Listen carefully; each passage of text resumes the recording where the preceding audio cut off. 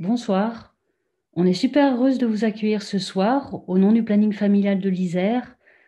Bonsoir à toutes les participantes et participants de France métropolitaine, de Guyane, de La Réunion, de Suisse et de Belgique. Il y a beaucoup de professionnels du soin et de la santé et aussi du milieu éducatif ce soir qui sont présentes et il y a aussi pas mal d'usagers et usagères potentiels.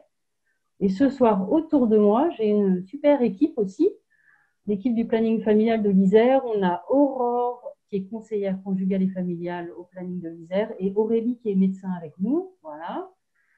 Ensuite, il y a Annabelle, qui est conseillère conjugale et familiale aussi, et Valérie, qui est documentaliste, qui sont en back-office. Voilà pour elles deux. Merci d'être là ce soir. Pour celles et ceux qui ne connaîtraient pas le planning familial de l'Isère, je vais juste vous dire rapidement qu'on est une association féministe d'éducation populaire et militante pour le droit à l'IVG, le droit à la contraception, le droit à l'éducation à la sexualité aussi, qui est très importante. Et puis on est mobilisé forcément contre toutes les formes de violence, de discrimination et des inégalités sociales. Et puis on est aussi très mobilisé sur tout ce qui est lutte contre le VIH, SIDA et les infections sexuellement transmissibles. À Grenoble, on fête cette année, le planning familial de l'Isère fête cette année ses 60 ans, donc on n'est pas peu fiers. Et en parlant d'anniversaire, il y a juste une petite remarque, c'est qu'on se dit que la contrat dite masculine, on en parle déjà en France depuis les années 70. Donc on se dit qu'en 50 ans, il y a encore assez peu de personnes qui s'en sont emparées. C'est la raison pour laquelle on voulait un peu se replonger dans le bain ce soir avec vous toutes et vous tous. Je voulais aussi mentionner l'association PEPS, c'est une association étudiante de Grenoble qui nous accompagne aussi sur cette soirée. En fait, elle nous accompagne depuis longtemps parce qu'on voulait faire cette soirée déjà il y a un an en présentiel à Grenoble. Et malheureusement, le Covid nous a rattrapés. Donc, on se retrouve ce soir en visio, mais toujours accompagné de l'association PEPS. PEPS, ça veut dire Projet étudiant pour la solidarité. Donc, c'est une association humanitaire de la faculté de médecine et pharmacie de Grenoble qui est engagé sur plein de projets autour de la sensibilisation sanitaire, sociale et la solidarité étudiante. Aussi bien sur le territoire national qu'international. Et par exemple, à Grenoble, elles font des maraudes auprès des personnes sans abri pour leur offrir un peu de leur temps et puis de quoi manger, de l'écoute. On est content d'avoir une association étudiante avec nous parce qu'on se dit que quand même les jeunes professionnels de santé, c'est super qu'ils puissent s'intéresser à cette question, qu'ils soient informés, qu'ils soient formés, qu'ils soient curieux sur le sujet. Ça sera d'autant plus de professionnels qu'on va pouvoir mobiliser dans le futur.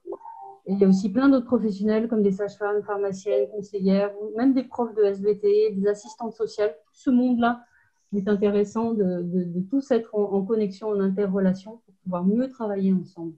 Voilà, donc bienvenue à toutes et à tous ce soir qui avaient des fonctions et des rôles différents.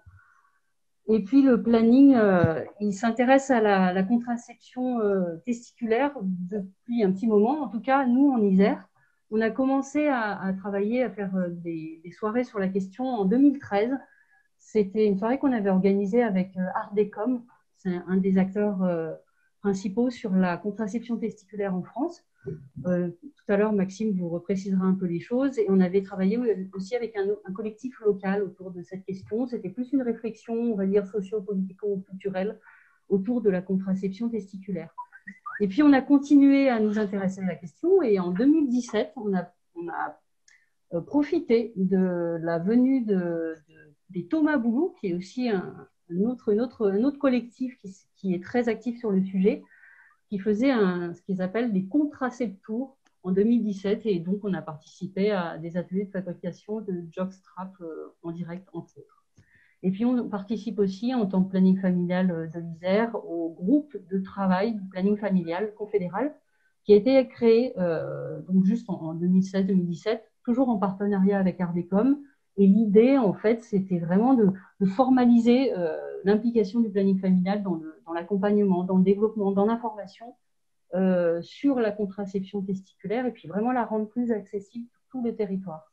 Il faut savoir que la contraception testiculaire, c'est vraiment un angle d'approche qui est intégré dans le plan stratégique du planning familial confédéral français depuis 2017. Donc, c'est vraiment un angle d'approche fort.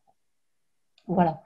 Quelques mots encore pour vous dire que nous, on trouve qu'il y a quand même des éléments importants qui sous-tendent et qui nous donnent envie de démocratiser ces méthodes de contraception testiculaire. La première, c'est que notre slogan principal, c'est que la meilleure contraception, c'est celle qu'on choisit. Et on dit que forcément, plus il y aura de méthodes disponibles, plus l'information circulera et mieux ce sera pour les uns, les unes et les autres. Puis la deuxième, vous en avez tous entendu parler, enfin en tout cas de plus en plus, c'est la notion de partage de responsabilité. Donc l'égalité femmes-hommes passe aussi par le partage de la charge contraceptive, le partage de la gestion de la fertilité, puisque finalement derrière 200 000 femmes qui bénéficient d'une IVG chaque année en France, il y a 200 000 hommes. Voilà. Et puis il y a un troisième élément qui est important, je pense, et tout à l'heure Antoine, notre témoin clé, reviendra dessus, je sais, c'est de se dire que la contraception testiculaire, c'est aussi une autre manière en fait, de penser et de vivre son corps, changer son rapport au corps. Il nous en parlera plus tard. Voilà pour ma petite réflexion sur cette soirée. Et puis, je voulais vous rappeler le programme. On va dans quelques minutes donner la parole à Maxime Labry, qui est un infirmier indépendant et militant pour la contraception thermique, et le génial inventeur de l'anneau contraceptif AndroSwitch. Donc, il va nous parler de la contraception testiculaire, mais on est d'accord qu'en fait, on a voulu faire appel à Maxime parce que c'est un bon pédagogue, il est très informé sur la question, il est toujours de bonne humeur, et c'est pas mal aussi, et que c'est un acteur moteur sur cette thématique-là en France et peut-être en Europe aussi. Et sachant qu'on lui a bien demandé, bien sûr, de faire un tour d'horizon de toutes les méthodes, de tous les autres acteurs et réseaux et collectifs avant de faire dans un deuxième temps un petit focus sur l'anneau. Encore une fois, il n'y a vraiment aucune volonté de notre part de mettre en avant particulièrement l'une ou l'autre des méthodes, ou l'un ou l'autre des acteurs. D'ailleurs, en fait, je reviens à Antoine, qu'on entendra tout à l'heure. Antoine il dit lui-même que voilà, lui, il est peut-être plutôt adepte du slip chauffant. Voilà. Donc finalement, la meilleure méthode, c'est vraiment celle que l'on choisit. Peut-être des méthodes combinées, on verra ça tout à l'heure. Donc, je vous parlais d'Antoine. Il va participer à la conférence en deuxième partie vers 20h. Donc, c'est un jeune homme de 30 ans, grenoblois, et qui va nous raconter un peu comment est-ce qu'il en est venu à la contraception testiculaire, comment il a fait pour concrétiser les choses, et puis finalement, comment il sent là maintenant avec ce choix-là. Et puis, on terminera on va essayer de trouver 40-45 minutes pour les questions-réponses, parce que je pense que vous en aurez pas mal, et c'est ça qui va être aussi intéressant. Et il y a pas mal de monde pour vous répondre. Il y aura Maxime Labry, donc il y aura Antoine, qui sera toujours avec nous, Aurore, qui est conseillère conjugale, donc, et Aurélie, qui est médecin au planning familial de l'Isère. Voilà pour ma petite introduction, et je vais sans tarder passer la parole à Maxime Labry pendant une cinquantaine de minutes. Ok, merci Mathilde. Bonjour à tout le monde. Merci d'être là. Ça fait chaud au cœur de voir autant de personnes réunies, même si c'est en visio. Ça, c'est vraiment important. Moi, je vais vous présenter rapidement l'ensemble des méthodes qui existent, les méthodes qui vont arriver si on arrive collectivement à changer les choses. Et après, je reviendrai sur la méthode thermique de manière générale, quels que soient les outils, en vous présentant succinctement les outils. Mais voilà, gardez à l'esprit qu'il y a une méthode thermique, enfin, il y en a deux, mais il y en a une principale basée sur le corps et la chaleur du corps, et qu'il y a plein d'outils pour pratiquer. Et c'est ça le but du jeu, c'est que chacun puisse trouver l'outil qui lui convienne ou les outils s'il a envie de varier au cours de sa journée ou de sa semaine. Voilà, le but, c'est d'élargir à fond le spectre et les possibilités pour que chacun puisse trouver dans sa singularité une application lorsque la personne le désire, lorsqu'elle est dans une envie de maîtriser sa fertilité, qui peut avoir une visée contraceptive, mais pas que. Voilà. Donc, moi, j'ai 37 ans, je suis infirmier de profession, j'ai aussi une casquette de coordinateur, j'ai bossé pas mal dans l'humanitaire, j'ai fait pas mal de voiliers, je suis un peu touche à tout, on va dire. Et je me suis beaucoup centré aussi sur les personnes en situation de grande précarité dans les centres d'hébergement d'urgence ou autres, sur de la coordination, balisage de parcours de soins, sur des parcours complexes. Donc moi, j'arrive de là et voilà, il y a 5 ans, je me suis dit, ok, je vais tenter de me contracepter. Et j'étais comme tout le monde à me dire, j'attends une pilule qui arrivera peut-être un jour. Et puis en fait, elle n'arrivera jamais, cette pilule, en tout cas pas sous la forme où on l'attend. Et c'est comme ça que je suis tombé sur le site d'Ardecom, qui avait mis un site en ligne, qui est vraiment l'association fondatrice, qui date vraiment de fin 70, d'un appel de Pierre Colin dans Libération, pour dire, OK, on va peut-être essayer de mettre en place des protocoles, on va essayer d'avoir une réflexion autour de nos constructions, de nos masculinités, pour déconstruire à l'intérieur de nous des paradigmes, des archétypes, mais aussi en parallèle, de se dire qu'est-ce que je peux faire de manière proactive dans mon corps pour être en alliance féministe avec. Voilà, donc c'est vraiment issu de là, c'est vraiment issu de réseaux militants activistes qui se sont posés des questions et qui ont travaillé là-dessus. Et c'est comme ça que je suis tombé sur les méthodes existantes. Qu'est-ce qu'on sait? On sait qu'il y a une grosse réflexion ces temps-ci sur hormones par hormones, qu'est-ce que je fais? Est-ce que cette norme contraceptive de capote, pilule, stérilée, est-ce qu'elle est adaptée à ma vie? Est-ce que je peux me proposer d'autres parcours contraceptifs? Au final, est-ce que je peux exploser la norme, me l'approprier et surtout m'approprier l'ensemble des outils à disposition pour me faire mon parcours, faire votre parcours à deux, parce qu'il y a une notion de relation dans la contraception, qu'il n'y a pas dans la maîtrise de la fertilité, qui est une relation individuelle, une responsabilité individuelle, mais qui se met en jeu dans un parcours contraceptif où à un moment donné, deux personnes veulent avoir des relations sexuelles avec des coïts vaginaux, parce que c'est bien la seule partie de la relation sexuelle qui va avoir une conséquence qui peut être une procréation. Et donc, cette conséquence biologique, l'idée, c'est de pouvoir la maîtriser. Et donc, il y a eu plein de techniques qui ont existé. La capote est en train de revenir à fond parce qu'il y a l'intérêt de chercher de nouvelles méthodes ou en tout cas de partager une charge. Donc, la capote est en train de revenir. Elle est intéressante et elle est pertinente pour MST, IST, oui, et aussi dans un parcours contraceptif. Il n'empêche qu'il faut proposer d'autres alternatives à côté. Et surtout, la capote, elle demande réellement un apprentissage, à savoir comment on la met, mais surtout, comment choisir sa capote. Et une capote, ça ne se choisit pas vraiment en pharmacie, en allant acheter une boîte ou dans un magasin, mais ça passe par une phase de test, d'essai, de déterminer comment est ma verge à moi et quel modèle peut me convenir à moi. Et ça passe par des magasins spécialisés comme Le Roi de la Capote qui font des accompagnements pour apprendre les gestes et trouver le modèle, parce qu'il y a des centaines de modèles de capotes. Et c'est ça qui est intéressant. Et une fois que la personne a trouvé le bon modèle, eh ben, on réduira aussi l'indice de Pearl en pratique pour la capote qui est assez bas comparativement au théorique, on réduira ces indices de Pearl. Ça, c'est vraiment le premier point. Il y a la vasectomie qui est en train de monter en flèche aussi en France, doucement, qui va peut-être un jour rattraper les modèles anglo-saxons qui, eux, sont déjà depuis bien longtemps OK avec le principe de la vasectomie. En France, c'est encore un peu compliqué. Il n'empêche, c'est en train d'arriver et d'émerger et ça commence à se banaliser. On entend sur les médias des personnes qui commencent à parler de leur vécu autour de la vasectomie. Donc ça, c'est une très, très bonne nouvelle.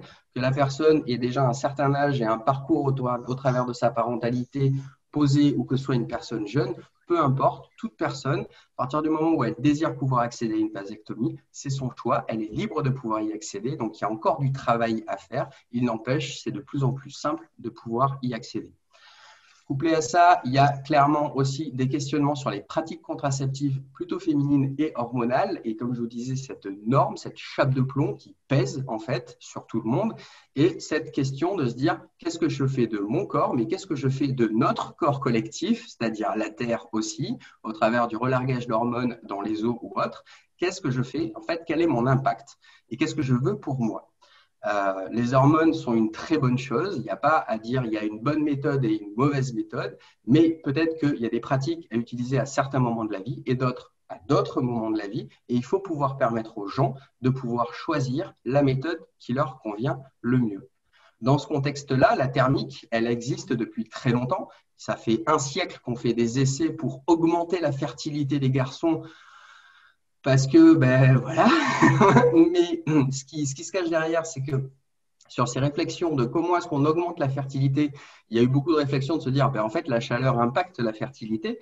Donc, si on peut augmenter la fertilité en diminuant la chaleur, il est possible, en augmentant la chaleur, de baisser la fertilité, peut-être d'avoir des pratiques contraceptives. Ces engagements scientifiques sont restés lettres mortes très longtemps, très longtemps. Et ça fait une petite quarantaine d'années que plusieurs chercheurs, que ce soit en Égypte, mais pas que, et aussi en France, se sont repenchés un peu sur la question et de se dire, tiens, est-ce qu'on ne pourrait pas en faire des méthodes contraceptives?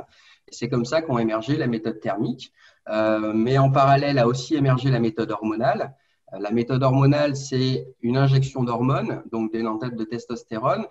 La testostérone ne peut pas être absorbée de manière péroce, elle ne passe pas la barrière hépatique. Donc, il n'y aura pas de pilule hormonale comme ça, de facto, ça va être compliqué. Mais des injections soit en intramusculaire, soit en gel ont existé. Elles ont été testées, elles sont allées même jusqu'à être testées au niveau de l'OMS avec des milliers de volontaires. Et c'est des essais qui se sont arrêtés brutalement parce que les effets secondaires que les garçons à l'époque découvraient avec l'hormonal ont été considérés comme inacceptables, c'est-à-dire des effets secondaires que, en général, les femmes connaissent assez bien, mais ça peut être très bien que ce soit de l'acné, une prise de poids, modification de l'humeur. Ça a été considéré comme inacceptable. Il y a eu réellement dans le monde de la médecine et du monde scientifique un biais de genre qui a été accepté et toléré, et couplé à ça, une absence de subvention et de financement. Et au final, des méthodes contraceptives pour les garçons qui auraient pu exister, parce qu'il existe à peu près autant de méthodes pour quel que soit le sexe de la personne, il y a autant de méthodes, sauf que les méthodes pour les garçons n'ont jamais été financées et le corps médical et scientifique a toujours estimé que, pour le moment, il était déjà inacceptable de toucher aux testicules, à ce plein pouvoir, à cette chose plus ou moins sacrée issue d'un système judéo-chrétien et puis après enclavé dans un monde scientifique bien en mode silon et genré, où il y a vraiment deux catégories de personnes. Et on est resté comme ça sur un consensus de se dire, on a une belle norme contraceptive, c'est une affaire de femmes, restons-en là. Pourquoi venir chercher d'autres méthodes alors que ce consensus médicalement fonctionne? Voilà. Et ce qu'on est en train de se rendre compte, c'est que les gens se questionnent par eux-mêmes, commencent à développer leur esprit critique, se rendent compte aussi qu'on leur a menti pendant plein d'années. Alors, on ne leur a pas menti parce qu'on leur a dit des bêtises, on leur a simplement menti parce qu'on ne leur a pas dit qu'il existait des méthodes. Voilà, c'est un mensonge par omission. Il y a réellement une dette sociale, une dette d'État envers les individus, envers nous maintenant et des générations passées, sur ce qu'il aurait pu advenir des méthodes contraceptives et sur nos parcours de procréation. Et ça, c'est assez grave, en fait. Et c'est ce que, petit à petit, collectivement, on est en train de se rendre compte, c'est que cette notion de faire un choix libre et éclairé, qui est le sacro-saint de la médecine, de dire que la personne a choisi librement, eh bien, en fait, il est caduc. Il est caduc parce que la personne n'a pas accès à l'information. Donc, une personne qui ne sait pas, ne peut pas inventer toute seule une méthode. Et ça, c'est inacceptable. Encore plus au XXIe siècle, j'ai envie de dire. Voilà. Les méthodes qui vont arriver, si on s'en sort avec la thermique, clairement, si on arrive à faire un pas et à montrer que collectivement, oui, il y a une demande, oui, on peut partager, oui, on peut répartir, oui, on peut maîtriser la fertilité, à ce moment-là, ça va permettre à terme de relancer des financements, de mettre les acteurs institutionnels et aussi commerciaux sur la thermique et sur les méthodes de contraception masculine, mais toujours confondues, pour relancer des essais cliniques et relancer des recherches qui, la plupart du temps, sont restées lettres mortes ou à l'état d'essai pilote en disant ça pourrait être intéressant et on ne va pas plus loin. Et ça, c'est un vrai problème. Et l'un des moyens pour réamorcer la pompe, c'est de dire nous tous, collectivement, c'est notre choix et on y va. Et on le veut. Voilà. Et ça, c'est vachement important. Donc, petit à petit, on est en train de passer d'une action individuelle à une action collective. Et ça, c'est pas mal. Les méthodes qui arrivent par le futur, ce sera probablement une approche hormonale qui sera stabilisée, probablement une approche enzymatique qui va être assez intéressante. Il y a une méthode aussi qui est presque dans les starting blocks, c'est le RISUG, c'est l'idée de mettre un bouchon dans les canaux déférents. Les canaux déférents, c'est le tuyau en fait qui relie le réservoir dans lequel il y a les spermatozoïdes à l'urètre, qui est le canal dans lequel passe l'urine et le sperme. C'est une possibilité. Il y a le Vasalgel, la version américaine, qui a un peu le même système.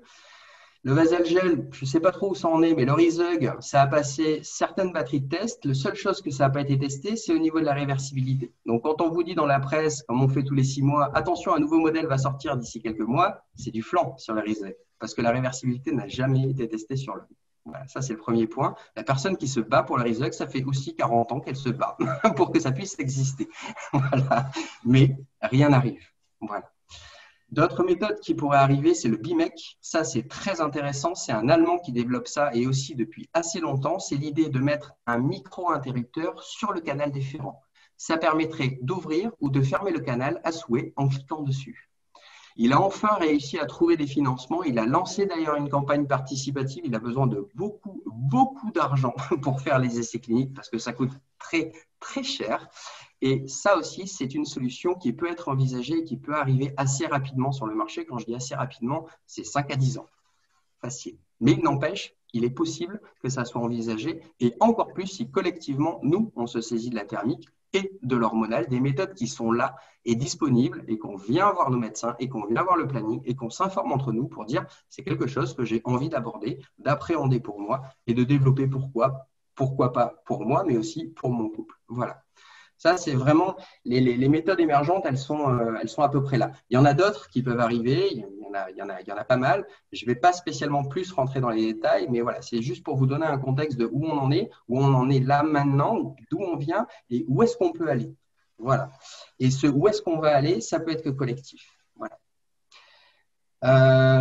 Quoi vous dire d'autre? Qu'est-ce qu'il existe au niveau des acteurs? C'est-à-dire, où est-ce que vous voulez vous informer? Ça, c'est une vraie question. Comment s'informer? Il y a une petite révolution qui s'est appelée la révolution numérique. Internet est arrivé. Internet est arrivé, ça a changé pas mal de choses. En gros, c'est le genre d'outil qui quand même permet genre des révolutions printemps arabe. C'est par exemple le réseau qui a été fermé en Birmanie il n'y a pas longtemps, justement pour éviter des mouvements de contestation. On se rend compte que ces outils de communication et d'accès direct à une information permettent collectivement d'informer beaucoup plus facilement. Et ce qui est en train de se passer, c'est qu'on s'informe aussi massivement sur les réseaux. C'est une bonne chose, mais c'est aussi une mauvaise chose parce qu'il faut pouvoir traiter l'information. Il y a de la bonne information et il y a de la fake news à l'intérieur. Et ça, c'est à chacun à développer son esprit critique en s'informant pour pouvoir traiter une information. On est mal éduqué là-dessus, il n'empêche que ça, c'est vachement important pour peu à peu que chacun puisse se faire son libre arbitre sur la question, au moins de la contraception et de la maîtrise de la fertilité. Si vous voulez vous informer, vous avez plusieurs solutions, ou si vous voulez des ressources. La première solution, ça peut être de contacter un réseau militant. Vous avez un réseau qui s'appelle Garcon, qui est au final l'entité qui existait dans les années 80 qui s'appelle Garcom, qui est issue d'une scission avec Ardécom, où les sudistes, plutôt des Toulousains, ont dit « nous, on part uniquement sur la thermique et dans le nord, et plutôt Lyon, nous, on part sur l'hormonal ». Bref, il y a eu une scission dans les années 80 qui s'est reproduite en 2018. Et maintenant, c'est Garcon. Ce réseau Garcon propose quoi? Autour d'une machine à coudre, autour d'un savoir-faire, la réunion de plusieurs personnes, une mise en commun, un travail sur une intelligence collective pour que chacun puisse se fabriquer son propre modèle, gagne en autonomie autant sur la connaissance de son corps, sur la déconstruction des modèles patriarcaux et aussi sur la fabrication des modèles do-it-yourself version jockstrap principalement. C'est hyper intéressant et ces réseaux se développent au niveau local et prennent de plus en plus d'ampleur et c'est hyper bien. Pourquoi? Parce que ça donne des interfaces à des usagers, mais aussi à des professionnels de santé pour avoir accès à des retours d'informations et des compétences. Voilà. Un autre réseau existe, c'est Thomas Boulou. Thomas Boulou est un peu plus ancien que le Garcon. Il date des années, je vais peut-être dire une bêtise, mais 2015. Désolé Christian si je me trompe, mais il y a cette idée que ce réseau Thomas Boulou, lui, est plutôt centré en Bretagne. Ils ont une grosse connaissance sur la thermique. C'est vraiment eux qui ont commencé à mettre en place le jockstrap dans le sens, on essaye d'améliorer le slip. On ne fait pas du slip, mais on fait quelque chose qui s'en approche. Et surtout, l'idée du jockstrap, c'est quoi? C'est de s'affranchir du textile. En gros, c'est un slip contraceptif de remontée testiculaire, mais au final, sans textile. On garde que les élastiques. On fait un système harnais. Le harnais est hyper intéressant. Pourquoi? Parce qu'il permet de s'adapter au corps. Il y aura moyen à terme de pouvoir les régler. Et surtout, les harnais permettent de correspondre à un public plus large peut-être que le slip. Parce que tout le monde n'a pas spécialement envie de porter un slip, par exemple. Eux, ils sont en Bretagne, ils travaillent beaucoup sur la déconstruction aussi, ils sont engagés dans d'autres domaines. C'est un réseau aussi que vous pouvez contacter, ce seront des bonnes personnes ressources. Historiquement, il existe Ardécom qui a disparu à un moment donné dans les années 90, officiellement pour des raisons de VIH et qu'on est passé sur d'autres modèles et que la capote est arrivée en force et qu'il y a eu d'autres luttes à mener.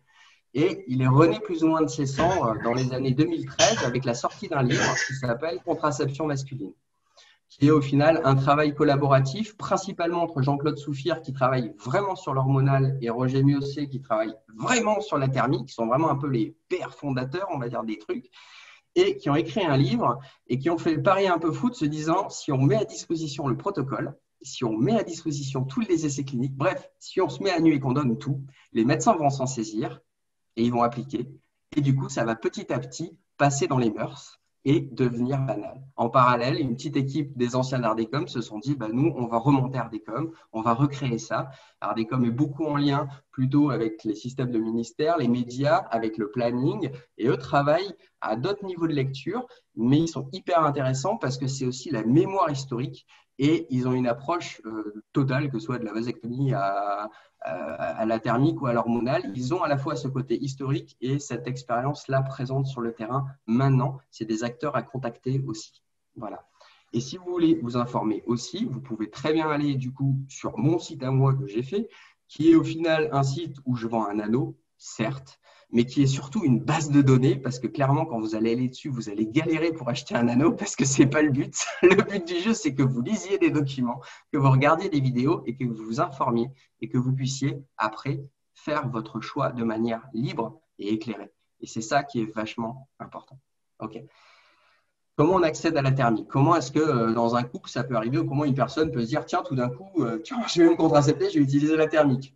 C'est compliqué. C'est compliqué parce que d'un point de vue éducatif, on a très peu d'éducation sur ce qu'on a entre les jambes, clairement. On n'a aucun suivi médical, alors qu'on a une surmédicalisation des femmes en parallèle. C'est juste totalement injuste. Et ça met par contre les garçons dans une situation de précarité au niveau de la santé. Parce qu'ils arrivent chez le médecin quand il y a du pathologique et du pathologique qui parle avec du symptôme. Et ça, c'est problématique. L'idée, c'est petit à petit d'informer les gens au travers de déjà qu'est-ce qu'ils ont entre les jambes, de comprendre comment ça marche dans un premier temps, de découvrir par de l'auto-andrologie qui peuvent aussi s'auto-analyser et se suivre par l'autopalpation des testicules, l'évaluation des différents tissus, les massages associés. Ça, c'est vraiment un premier temps. Et dans un second temps, pourquoi pas aborder des méthodes de contraception ou tout du moins des méthodes de maîtrise de la fertilité, quelles qu'elles soient, que ce soit de la vasectomie, que ce soit de la contraception hormonale ou thermique.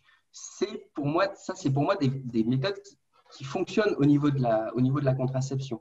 La capote, le retrait, l'abstinence, bon, c'est pas que de la contraception et voilà, on peut discuter. Mais en tout cas, il y a des méthodes qui sont faites pour fonctionner sur réellement l'activité gonadique ou sur les canaux qui font en sorte que l'activité gonadique puisse être éjectée. Et donc la capote en fait partie, vous me direz, mais voilà, il n'empêche que c'est ça. Et cette réflexion, elle commence à émerger. Voilà. Demandez pas à un garçon demain de se contracepter tout de suite. Si vous lui parlez de méthode de contraception, ça ne marchera jamais. Ça ne marche pas. Il ne peut pas savoir. Il arrive, il est ignorant. On lui dit, il y a des choses qui existent et en plus, ça fait des années que ça existe. Comment vous croyez qu'elle va réagir, la personne? Elle va vous dire, ah oui, super intéressant, merci, on y va tout de suite. Non, c'est pas possible. Elle arrive avec tout son bagage culturel, souvent un peu bien patriarcat, et avec l'idée que de toute façon, c'est réglé, c'est pas moi qui gère, moi je gère les MST, IST, la capote et la vasectomie, pourquoi pas. Vous attendez pas à ce que la personne dise oui, bah oui, bien sûr, ça me concerne. Non, elle ne sait pas que ça la concerne, parce qu'on lui a jamais dit que ça la concernait. Alors que ça la concerne. Il y a combien de garçons qui savent ce que c'est que leur cycle de spermatogénèse? Sur combien de mois c'est? Il y a combien de garçons qui savent qu'ils sont réellement cycliques? Et que c'est à peu près comme le cycle d'une femme, sauf que ce n'est pas tout à fait les mêmes amplitudes. Une femme va monter au final une montagne, l'Everest en fait une fois par mois. Nous, on va monter et descendre des petites collines 4 fois par jour. Et on va avoir un grand cycle sur 3 mois. Voilà. C'est ça. C'est déjà passer sur de l'humain et permettre aux gens de montrer que derrière homme ou femme, derrière ces histoires de genre assez clivantes, il y a de l'humain. Et l'humain, c'est une sorte de mosaïque. Voilà. Et cette mosaïque-là, elle est diverse et en général, elle est cyclique. Ça, c'est vraiment le premier point. Donc, une personne, quand vous lui dites qu'il existe des méthodes, en général, elle va réagir par ignorance et elle va réagir, du coup, par peur et violence parce qu'elle va être dans ses émotions et du coup, elle va sortir ses émotions et dire « moi, jamais hein », bref, ça va monter dans les tours, mais en tout cas, ça va être le premier temps. Ce premier temps, il faut que ça sorte. Laissez-le sortir. Le second temps, c'est « ok, on peut peut-être en parler ». Et là, c'est intéressant. Après, il est possible d'en parler avec la personne et de l'amener petit à petit à une réflexion et à déconstruire des représentations qu'elle peut avoir à l'intérieur d'elle-même, surtout sur la remontée testiculaire, qui est quelque chose symboliquement qui peut être vécu comme une émasculation ou une autopénétration, en tout cas une internalisation. Et l'internalisation, pour un garçon, c'est vachement compliqué. parce qu'on est élevé à externaliser. L'internalisation, on ne connaît pas. Pas trop, en tout cas. C'est compliqué. Et la parole entre garçons, et c'est là où les réseaux Garcon, Ardecom, Thomas Boulou sont hyper intéressants, ou le forum que j'ai mis en place où il y a 400 personnes qui se suivent, s'accompagnent, s'auto-alimentent sur les réflexions, c'est l'idée de pouvoir parler entre nous et de pouvoir en parler, en fait, simplement. Un garçon qui commence à se contracepter, ce qui va se passer, c'est qu'il ne va pas pouvoir s'empêcher d'en parler. C'est-à-dire que c'est l'inverse. La personne passe de je n'en parle pas, voilà, à j'en parle et j'ai du mal à me retenir d'en parler. En repas de famille, avec ses amis, il n'empêche, c'est parti. Il y a cette parole qui sort en fait. Et ça, c'est génial. Et c'est nouveau. C'est nouveau dans le sens que ça se fait sur de grandes échelles de personnes. Ça n'existait pas avant. Voilà. Et du coup, peu à peu, collectivement, on est en train de changer notre société. Peu à peu. On est en train de mettre les germes de quelque chose d'autre. Et d'au moins une réflexion. On verra où elle nous mènera. Mais il y a déjà ça qui est en place. Pour accéder à la thermique, d'un point de vue plutôt médical, il y a des critères d'éligibilité.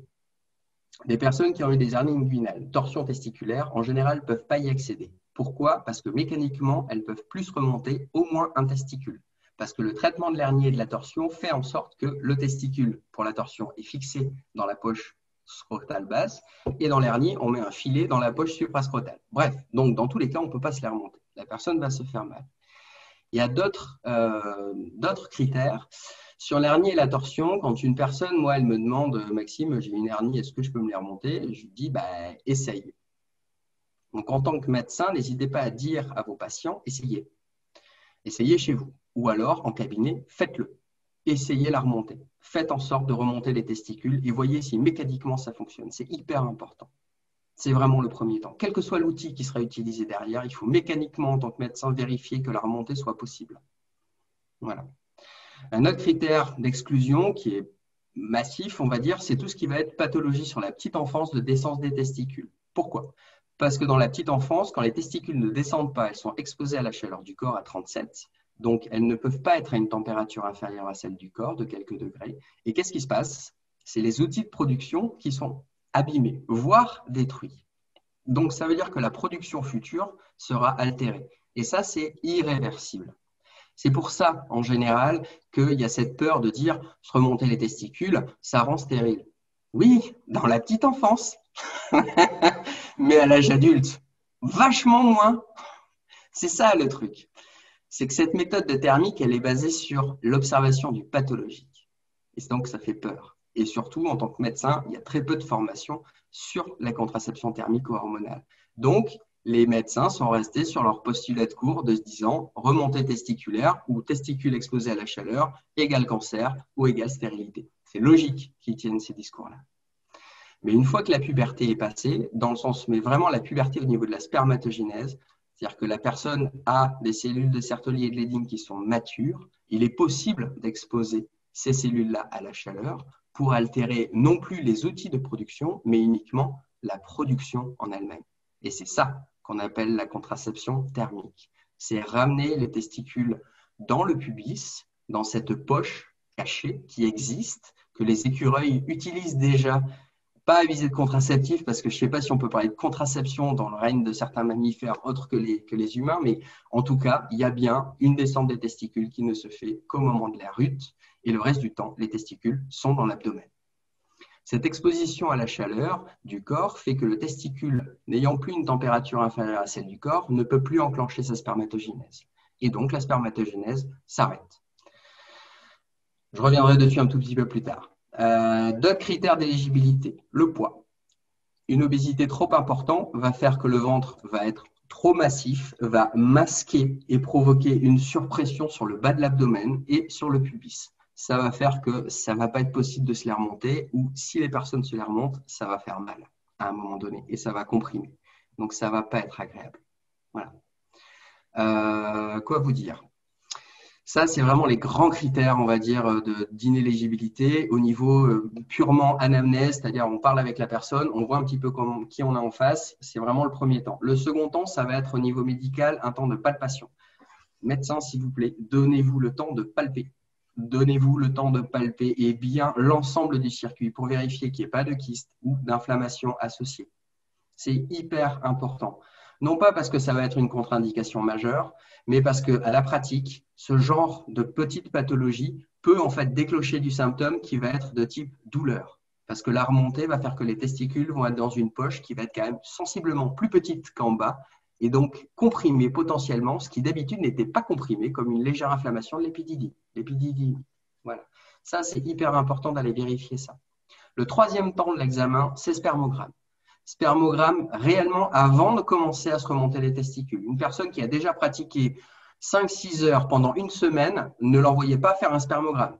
Il sera pas bon. Il faut un petit temps d'arrêt. Laissez-la au moins reposer 1 mois avant qu'elle y parte. Une fois qu'elle fait son spermogramme, vous analysez le spermogramme. Le spermogramme, sur les critères officiels pour le cas des essais cliniques, c'est quoi? C'est acceptable si la personne est considérée comme fertile, c'est-à-dire qu'elle a une concentration de spermatozoïdes supérieure ou égale à 15 millions par millilitre et une mobilité A plus B supérieure à 32%. Si c'est en dessous, on arrête. C'est discutable. D'accord? Parce que les médecins ne sont pas tous d'accord entre eux. Mais en tout cas, ça, c'est les critères vraiment d'exclusion. Il y a un autre critère qui est compliqué, c'est tout ce qui va être les anomalies de la tête. Qu'est-ce qu'on fait quand il y a un spermogramme? Tout va bien. Par contre, le nombre de têtes anormales est beaucoup trop important. Est-ce qu'on pratique quand même la thermique ou pas? Certains médecins vont dire oui, d'autres vont dire non. Il n'y a pas de consensus.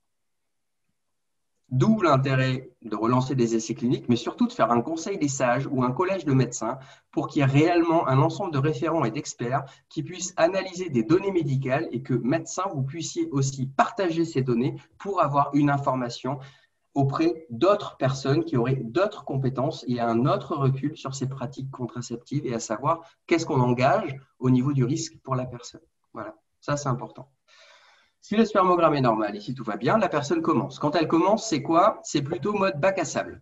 Bac à sable dans le sens, on découvre. On découvre la remontée, commence les remontées, choisir bien son outil. Et après, on se dit, comment est-ce qu'on gère sa routine? Parce qu'il faut gérer 15 heures par jour, 7 jours sur 7. Okay, donc, c'est le genre de truc, il faut le mettre en place, il faut que ça tienne. Okay. Donc, quand vous avez des personnes, si vous voulez pratiquer, partez du principe que dans le protocole, ils disent on se lève le matin, on met son dispositif, le soir, on enlève son dispositif, ça fait à peu près 15 heures, et voilà, et on reste là. C'est discutable. C'est discutable pourquoi? Parce que vous allez faire des spermogrammes régulièrement. Donc, quelles que soient les adaptations que vous allez prendre, c'est-à-dire la manière dont vous allez singulariser cet universel protocole, vous allez vérifier si les adaptations que vous avez prises sont cohérentes avec votre objectif qui va être d'être en état de contraception, c'est-à-dire avec un seuil de spermatozoïdes inférieur à 1 million par millilitre des mobiles A plus B. C'est ça le seuil contraceptif pour la thermique. Pour exemple, le seuil contraceptif pour la vasectomie, c'est 100 000 spermatozoïdes immobiles. S'il y en a un mobile, on considère que la vasectomie n'est pas bonne. Ou en tout cas, il faut faire un second test. Okay? Donc, gardez à l'esprit, quand vous commencez, vous remontez les testicules. Vous n'y allez pas tout de suite 15 heures d'affilée. Vous testez quelques heures par jour et vous testez sur différentes activités de votre vie quotidienne. Vous pensez votre bloc de 24 heures. Vous avez 24 heures dans une journée et vous savez que vous devez porter ce truc pendant 15 heures. Les 15 heures, vous les faites comme vous voulez. En continu, en fractionné, la nuit, le jour, peu importe. Le but du jeu, c'est que vous trouviez ce qui vous convient le mieux. D'accord? Ça, c'est vachement important. C'est ça qui va faire que ça va marcher dans le temps. Attention, le port la nuit. Le port la nuit, plusieurs risques. Le premier, c'est de se provoquer un œdème. Si la personne se retrouve à dormir sur le ventre, la verge pouvant avoir une érection, qui va être plaquée contre le ventre et le matelas avec un dispositif, quels que soient les dispositifs, vous allez vous provoquer un petit œdème. Ça se résorbe en 24 heures. Il n'empêche, il ne faut pas que ça arrive tous les jours. Moi, en 4 ans de pratique, ça arrivait 3-4 fois max. Donc, c'est le genre de truc, si vous dormez sur le ventre, ne portez pas la nuit. Ou réhabituez-vous dans les postures. Une bonne outil, c'est le coussin des femmes enceintes. Dormez avec, mettez-vous en chien de fusil. Et réapprenez à votre corps à dormir et faites que des bouts de nuit au départ. Voilà. Le second risque, la nuit, c'est que inconsciemment, en fait, vous supportez pas l'anneau ou vous supportez pas. Alors, l'anneau, c'est plus facile à enlever que le slip, mais il y a des gars qui se retrouvent avec l'anneau à côté sur l'oreiller le matin. Ils disent Maxime, je sais pas comment l'anneau est arrivé là, mais en tout cas, il est arrivé là. Donc, c'est qu'il y a quelque chose la nuit, ça va pas. Donc, changez. Essayez plutôt de jour. Il y a un autre risque, c'est comme vous êtes inconscient la nuit, vous n'êtes pas sûr que le modèle soit tout à fait bien en place et qu'il n'y ait pas un testicule qui descende. Ça, c'est un vrai risque. Il n'empêche, il est quand même à peu près minime parce qu'en général, la nuit, on bouge moins que le jour.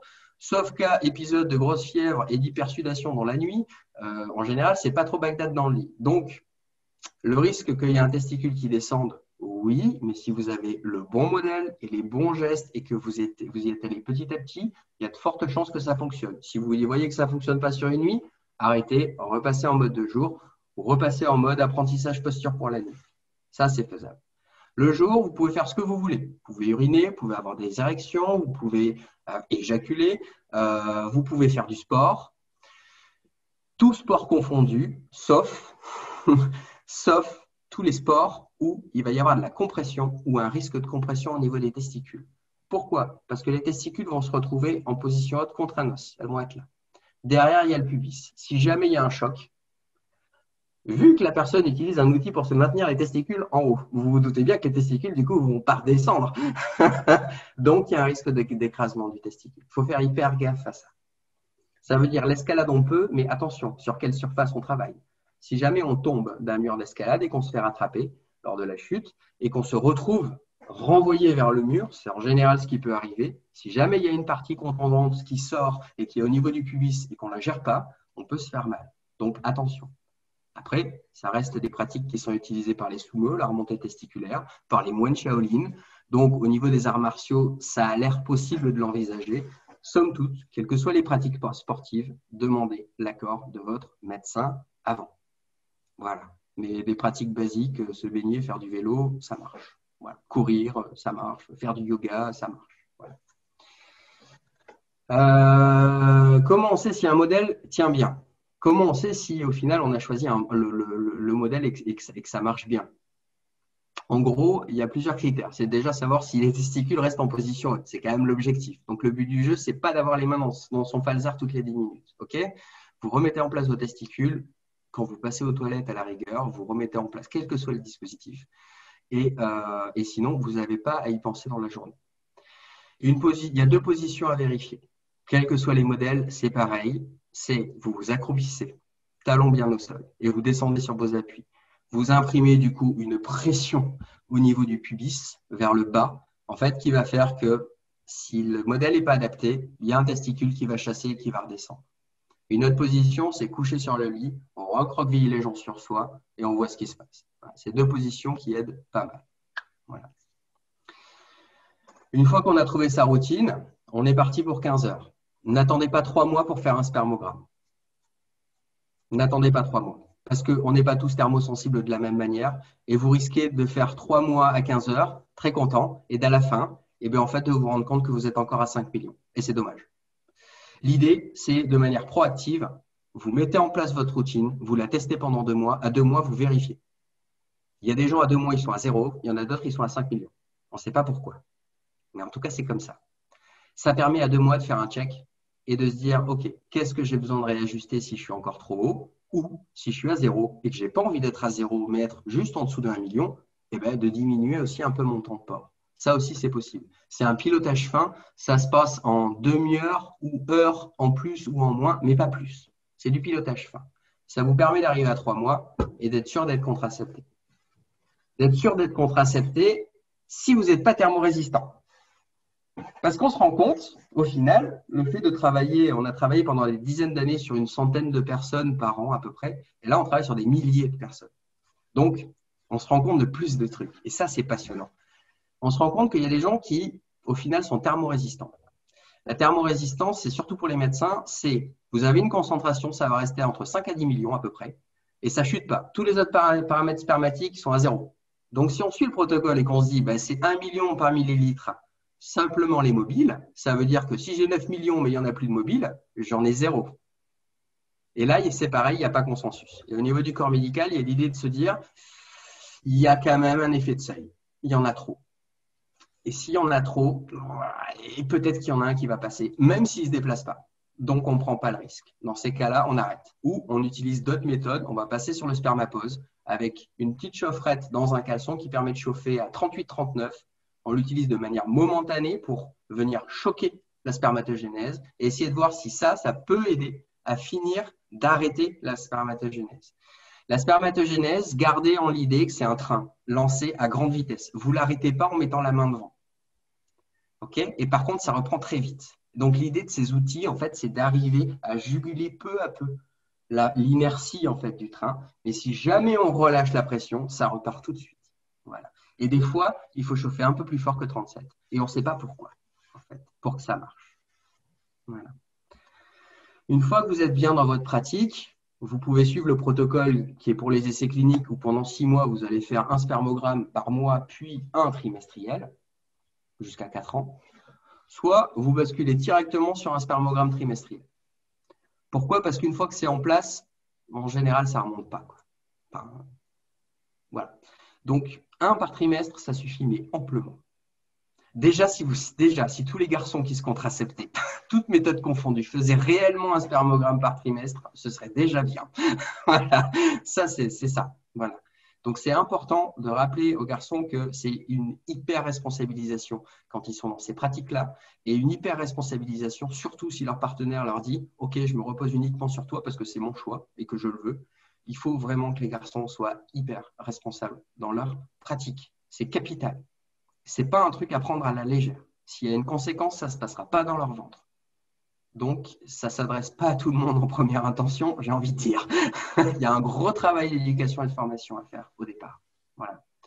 Une fois que la personne elle est à l'aise dans sa pratique, elle fait un spermogramme de manière trimestrielle et elle se garde un spermogramme joker. Le joker, c'est quoi? C'est quand tu as un doute. Tu ne sais pas. Tu as voulu t'auto-saboter. Tu ne l'as pas porté, tu l'as oublié. Tu t'es dit, ouais, non, j'ai fait 10 heures et puis après, je ne l'ai pas fait. Bref, vous ne savez pas. À un moment donné, en 4 ans, c'est long 4 ans, vous allez avoir un doute. Ce doute-là, respectez-le. C'est subjectif, mais respectez-le. Allez vérifier. Comment on fait quand vous avez un problème dans la thermique? Que ce soit, vous l'oubliez plus de 24 heures d'affilée. Okay? Au-delà de cette période-là, vous doublez votre contraception pendant un mois. Ou quand vous avez un doute, à partir du moment où vous avez un doute, vous doublez votre contraception. À la fin du mois, vous allez vérifier ce qui se passe. Et vous verrez bien si c'est remonté ou pas. Si c'est remonté et qu'il n'y a plus rien, c'est que la vague est passée. Si c'est encore haut, c'est qu'il y a bien un problème quelque part et qu'il faut reprendre quelque chose. Ça permet de vérifier. Gardez-vous cette option en tête. Voilà.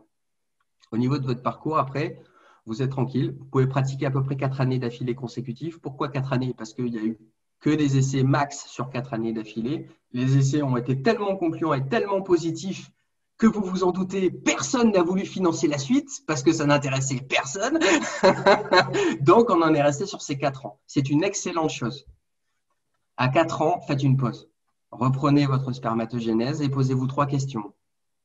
Où j'en suis par rapport à mon désir de parentalité?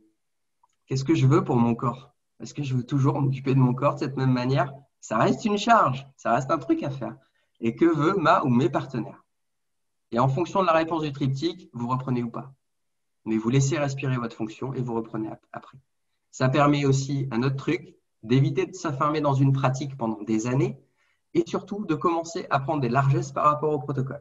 Et à se dire, oui, non, mais pour moi, je sais que, donc ça ira. On retrouve ce phénomène sur la symptothermie. Au bout de quelques années, plus de prise de température. Mais moi, je me connais. Oui, oui, mais il y a un protocole. Et c'est ça qu'on risque aussi avec la thermique, c'est dans la pratique que les gens commencent à se sentir trop à l'aise. Donc, au bout de 4 ans, arrêtez. Et reprenez après, mais faites une petite pause. Le risque dans la thermique, il est après. S'il doit y avoir un risque, il est là. Ce n'est pas un risque avéré, mais c'est par principe de précaution. Pourquoi je dis ça? Parce que la thermique, elle joue sur différents niveaux de la spermatogénèse et un sur lequel on n'a pas spécialement en fait, envie qu'elle joue. Elle joue au niveau de l'acrosome. Elle joue en fait dans la gélatine dans laquelle il y a l'ADN. Et en gros, elle vient un peu perturber, un peu mélanger, entre guillemets, la bibliothèque. Un spermatozoïde, c'est quoi? C'est un transporteur qui a des caractéristiques et un transporté de la mémoire. Ok? Cette mémoire, elle peut être altérée. Et on ne sait pas ce qui se passe quand une mémoire altérée rencontre un ovocyte qui, lui, n'est pas altéré. On pourrait très bien imaginer des grossesses, des fausses couches, des malformations, etc., etc. On n'en sait rien. Je ne dis pas ça va arriver, je dis on n'en sait rien. De mémoire de contracepter, c'est jamais arrivé. Toutes les personnes qui ont voulu avoir des enfants après, ça a très bien marché. Surtout pour celles aussi qui n'ont pas respecté le gap de j'attends quelques mois le temps de récupérer ma spermatogénèse, mais qui se sont lancées 1 mois ou 2 mois après en disant oh, que j'ai au téléphone et je leur dis tu sais quand même, tu as pris un risque. Avant, je ne savais pas. Eh ben ouais, dommage. Mais il y a ça. Il y a vraiment ça. Donc prenez ce temps de vous dire voilà, s'il y a un problème dans votre parcours contraceptif, vous doublez la contraception pour aller vérifier ce qui se passe. Et à la fin du parcours, vous utilisez une autre méthode de contraception, si possible une méthode efficace, pour laisser évacuer ce qui aura été altéré.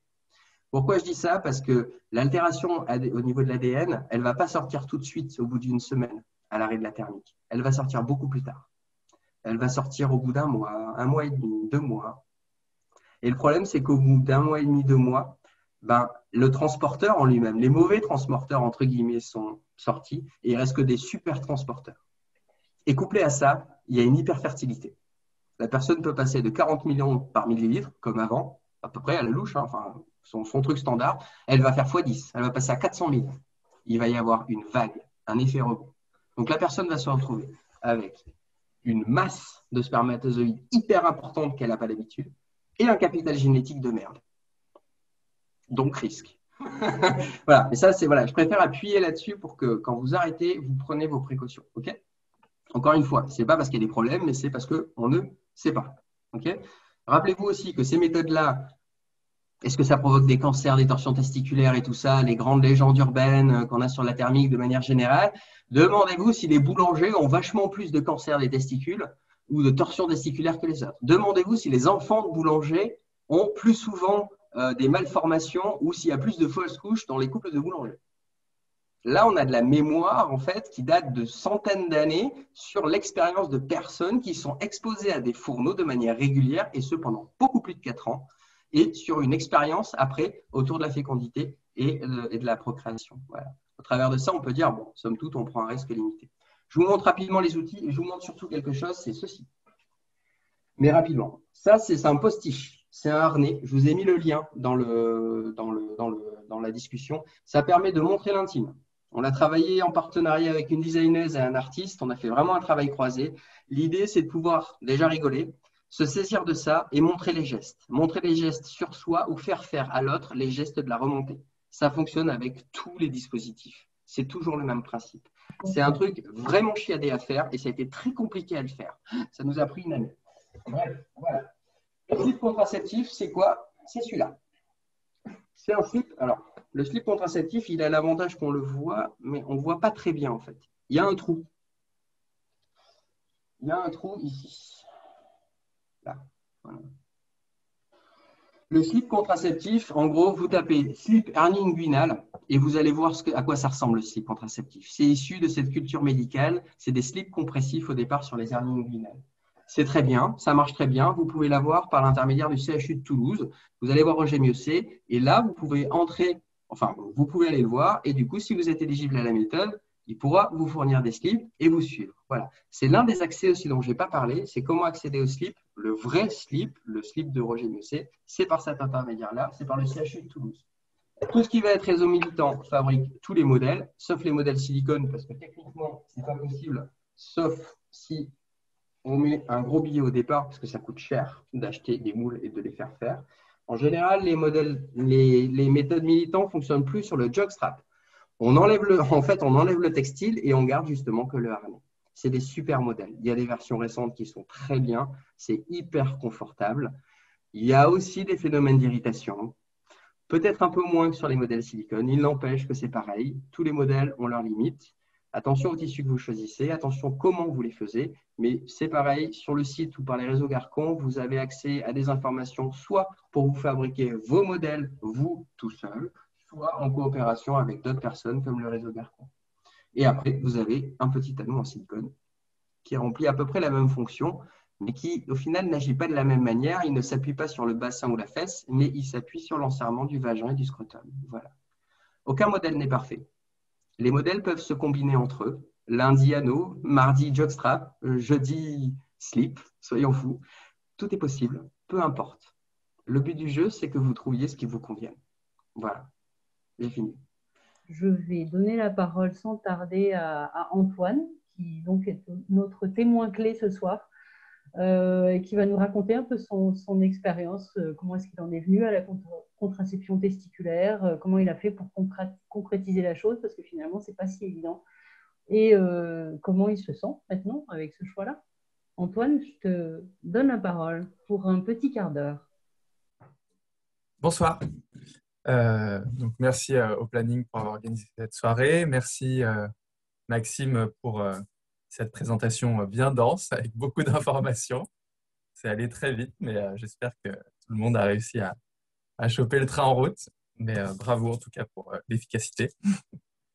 Moi, je vais me concentrer sur plutôt un rapport intime, l'histoire qui m'a amené à entamer un parcours contraceptif, les freins que j'ai ressentis et comment aujourd'hui je vis ma contraception en couple ou avec moi-même. La première fois que je me suis posé la question, c'était en 2015. Alors, j'avais déjà eu des histoires amoureuses dans le passé où je m'étais reposé sur le choix contraceptif de mes partenaires, qui pouvait être soit un stérilet, une pilule ou d'autres personnes qui choisissaient la méthode Ojimo, du calendrier ou du retrait. Et, euh, et à ce moment-là, je m'étais toujours reposé sur le choix qu'elles avaient fait. Et moi, je le respectais et je le faisais avec. Et en 2015, je rencontre une personne avec qui j'ai une relation amoureuse et qui me dit que elle a enlevé son stérilet et qu'elle envisage de ne pas le remettre. Et on se pose la question de où ça en est, la contraception masculine. À ce moment-là, on tombe sur un magazine Cosette qui essayait de faire un petit peu le point, du coup, en 2015. Alors, il y avait la vasectomie, il y avait le retrait, le préservatif, il y avait le slip chauffant. Le slip chauffant, il était décrit comme ayant une efficacité de 2 sur 3. Alors, c'est vrai qu'une efficacité de 2 sur 3, on a tout de suite laissé tomber. C'est refusé. C'est nul. Ça n'a pas d'intérêt.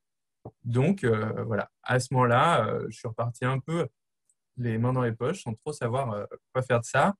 J'avais juste retenu la vasectomie. Je me suis dit, bon, bah, tiens, ça marche. Mais je concevais plus ça comme une méthode de stérilisation qu'une méthode contraceptive, même si avec les progrès de la médecine, on arrive à avoir des taux de réversibilité qui sont très, très importants. Moi, je connais des amis dont le père avait fait une vasectomie et qui sont nés quand même. Enfin, bon, voilà. Je savais que c'est réversible, mais je n'avais pas envie de le penser comme une contraception, plutôt comme une stérilisation. Mais je l'ai sincèrement envisagé pendant un an en me disant, ben, s'il n'y a rien qui existe pour les mecs, je trouve ça injuste de faire toujours porter la contraception sur les personnes qui ont des ovaires et pour qui ça peut être compliqué. Donc, je l'ai envisagé. J'en ai parlé autour de moi. J'ai eu des relations, des réactions de ma famille affolées quand je leur ai parlé de stérilisation. Donc, bon, j'ai essayé d'avancer un petit peu avec ça. Et là, un an après, en mai 2016, la même amoureuse qui était partie en Bretagne revient avec un fanzine, un petit magazine de Thomas Boulou qui explique comment fonctionne la contraception thermique, le slip chauffant. Et alors là, avec des vraies explications denses, avec l'explication de ce que c'est un spermogramme, et qu'en fait, peut-être la méthode sur toi, elle marche, peut-être elle ne marche pas, mais en tout cas, tu peux la vérifier. Il n'y a pas le hasard. C'est-à-dire que si ça ne marche pas, tu le sais et tu arrêtes. Donc, c'est efficace, quoi. On peut faire confiance à cette technique, on peut vérifier.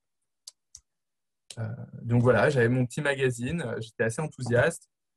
Je suis parti au supermarché acheter un sous-vêtement pour femmes, parce que c'est ceux qui maintiennent plus que ceux avec les caleçons avec la coque. Du coup, j'ai pris un boxer de femme et j'ai fait un trou et je l'ai enfilé. Allez, hop, on fonce. J'avais aucune notion de couture, je savais rien faire. Je l'ai porté 4 heures. En voiture, j'ai été obligé de m'arrêter sur le bas-côté de la route parce que ça me cisaillait au niveau de la verge, c'était horrible. Bon, j'avais fait un peu n'importe quoi, mais voilà, j'avais personne autour de moi. Et du coup, j'étais toujours pas opposé à l'idée. Mais il a fallu encore 6 mois avant que je me repose la question, parce que en fait, je savais pas me servir d'une machine à coudre, je savais pas comment avancer. Et en décembre 2016, du coup, il y a eu le Contracept Tour, donc des Thomas Boulou, encore eux, qui arrivent à Marseille. Alors moi, je suis de passage à Marseille cette fois-ci. J'assiste à la conférence le soir. Ils me donnent des informations que j'avais déjà eues dans le livre, mais bon, ça continue à entretenir la motivation. Le lendemain, il y a dans un bar associatif un atelier de couture. Alors j'y vais, mais j'étais pas très disponible ce jour-là, donc j'ai pas le temps non plus de m'asseoir devant la machine. Je fais plusieurs essais, j'essaie le jockstrap, j'essaie un slip chauffant, j'essaie plusieurs choses et je repars. Et en fait, j'ai fait des dessins pour voir comment ça marchait. Et puis en fait, je continue à fuir les machines à coudre parce qu'en fait, bah, pourtant j'ai déjà cousu un peu avec une copine pour faire un petit portefeuille, mais voilà, je suis pas à l'aise sur cet engin et du coup, je botte encore en touche. Ah oui, j'ai oublié de dire que du coup en 2015, mai 2015, on s'est posé la question. Et suite au rapport de Cosette et du fait que moi j'entamais une réflexion qui n'avait pas l'air rapide, euh, la personne avec qui j'étais en relation s'est fait poser un stérilet 2 mois après. Donc en fait, la question, elle a continué à mûrir, mais j'avais plus non plus une pression de temps, parce que finalement, comme ma partenaire, elle avait fini par choisir une contraception. Ça fait que quand on n'est pas dans l'urgence, et qu'on a été éduqué en tant que mec cis, la question, elle peut prendre vraiment du temps. C'est difficile de se lancer. Et comme Maxime l'a dit dans l'exposé plus tôt, même si j'étais hyper enthousiaste dès le début, ça m'a quand même pris au final, on va voir, au moins 2 ans, 2 ans et demi avant que effectivement ça arrive, quoi. Pourtant, j'étais pas effrayé au début, j'étais enthousiaste, mais même avec ça, il m'a fallu un grand parcours. Donc en décembre 2015, je rencontre le Contraceptour, je vois un atelier de slip, mais en fait, je reste que quelques heures et il n'y en a pas à côté de chez moi, à Lyon, et du coup, je le fais pas. Et c'est juste en juin 2017 que je me retrouve à être en Bretagne, à Douarnenez. Et là, il se trouve que au détour d'un détour, je croise un des membres des Thomas Boulou. Et puis que là, je me dis, bon, en fait, ça fait des mois que je fuis cette machine à coudre. Je vais toquer chez lui et en fait, je lui ai dit, écoute, là, je suis emmerdé, j'arrive pas à m'y mettre, tu veux pas m'aider. Et lui, il me dit, c'est bien que tu arrives, en fait, les miens, ils sont un peu usés, il fallait que je m'y remette, puis je procrastinais un peu, on n'a qu'à s'y mettre ensemble. Et là, voilà, en quelques heures, je fais mon premier slip chauffant. Je n'utilise même pas une machine à coudre parce qu'il me dit, mais en fait, avec du fil, une aiguille et un ciseau, tu peux t'en sortir pour la base, quoi. Après, tu peux faire des choses plus élaborées, mais. Et donc voilà, lui, il se fait un jockstrap, je vois comment ça marche, je me fais un sous-vêtement. Et voilà, ça y est, j'en ai un, ça m'a pris 2 ans. Ça m'a pris 2 ans. Quelques semaines avant, j'avais croisé mon médecin traitant que je ne voyais pas souvent. J'en avais profité pour lui dire, tiens, il me faudrait un spermogramme parce que j'aimerais entamer une contraception. J'avais mon petit fanzine dans mon sac. Je m'attendais à des questions. Il a juste beaucoup rigolé et puis il m'a dit, je te fais une ordonnance. Mais il m'a posé aucune question. Voilà. Pas de curiosité. J'étais un peu surpris. Mais bon, voilà, ça le chagrinait pas plus que ça. J'ai eu accès à cette ordonnance. Donc, dès que j'ai eu mon premier slip, j'avais mon ordonnance, je suis parti faire un spermogramme. Le spermogramme était bon, j'ai pu le vérifier justement avec un des membres de Thomas Boulou. J'ai commencé à porter ce unique slip contraceptif. J'en avais qu'un, c'était le début. Il m'a fallu après quelques semaines pour me faire une batterie. Là, il a fallu encore 9 mois avant que j'arrive à un seuil de moins de 1 million. En fait, déjà, mon premier spermogramme, je l'ai fait au bout de 6 mois. Je ne l'ai pas fait au bout de 2 mois, je ne l'ai pas fait au bout de 3 mois. Parce qu'en fait, les premiers mois, j'avais une testicule qui partait au milieu de la journée. Je faisais du chantier parce que je suis maçon. Alors, je me mettais dans des positions incroyables et ça ne tenait pas. Euh, donc, voilà, ça m'a pris un peu de temps. Il a fallu rectifier un petit peu les modèles que j'ai faits, arriver à quelque chose qui me convienne. Donc, voilà, ceux que je porte aujourd'hui, je pars d'un boxer de filles, comme ça, très simple, que j'achète en supermarché. Et j'y mets un anneau. Là, on voit un anneau rouge. Moi, je le fais un peu long, parce que j'ai remarqué que s'il était un peu long, j'avais moins besoin de le serrer pour que ça maintienne mieux les testicules en l'air. Et voilà, du coup, quand je le porte, ça se passe très bien. J'en suis très content. Alors, il y aurait encore sans doute de la recherche esthétique à faire. Et je continue à travailler dessus avec mes machines à coudre chez moi. Mais en tout cas, ça me convient bien. Je suis hyper confort dedans et j'obtiens des très bons résultats à chaque fois que je fais un spermogramme. Donc ça, c'était juin 2017. En 2019, j'ai découvert l'anneau Androswitch de Maxime. Alors, je m'étais habitué à mes sous-vêtements, mais je me dis, bah, tiens, je vais quand même essayer parce que je fais un peu de la propagande pour les contraceptions masculines. Donc, je me dis, bah, faut que j'essaye, quoi. Je vois. Alors, je l'ai reçu, je l'ai enfilé. J'avais des petits soucis à l'enfilage, alors j'ai appelé Maxime qui m'a répondu tout de suite, qui m'a donné les bons conseils. Ça s'est super bien passé.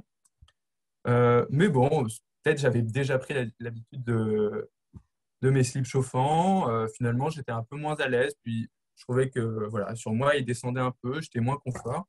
Donc, je ne l'ai pas maintenu comme contraception principale. J'ai plutôt gardé les slips que je faisais. Et,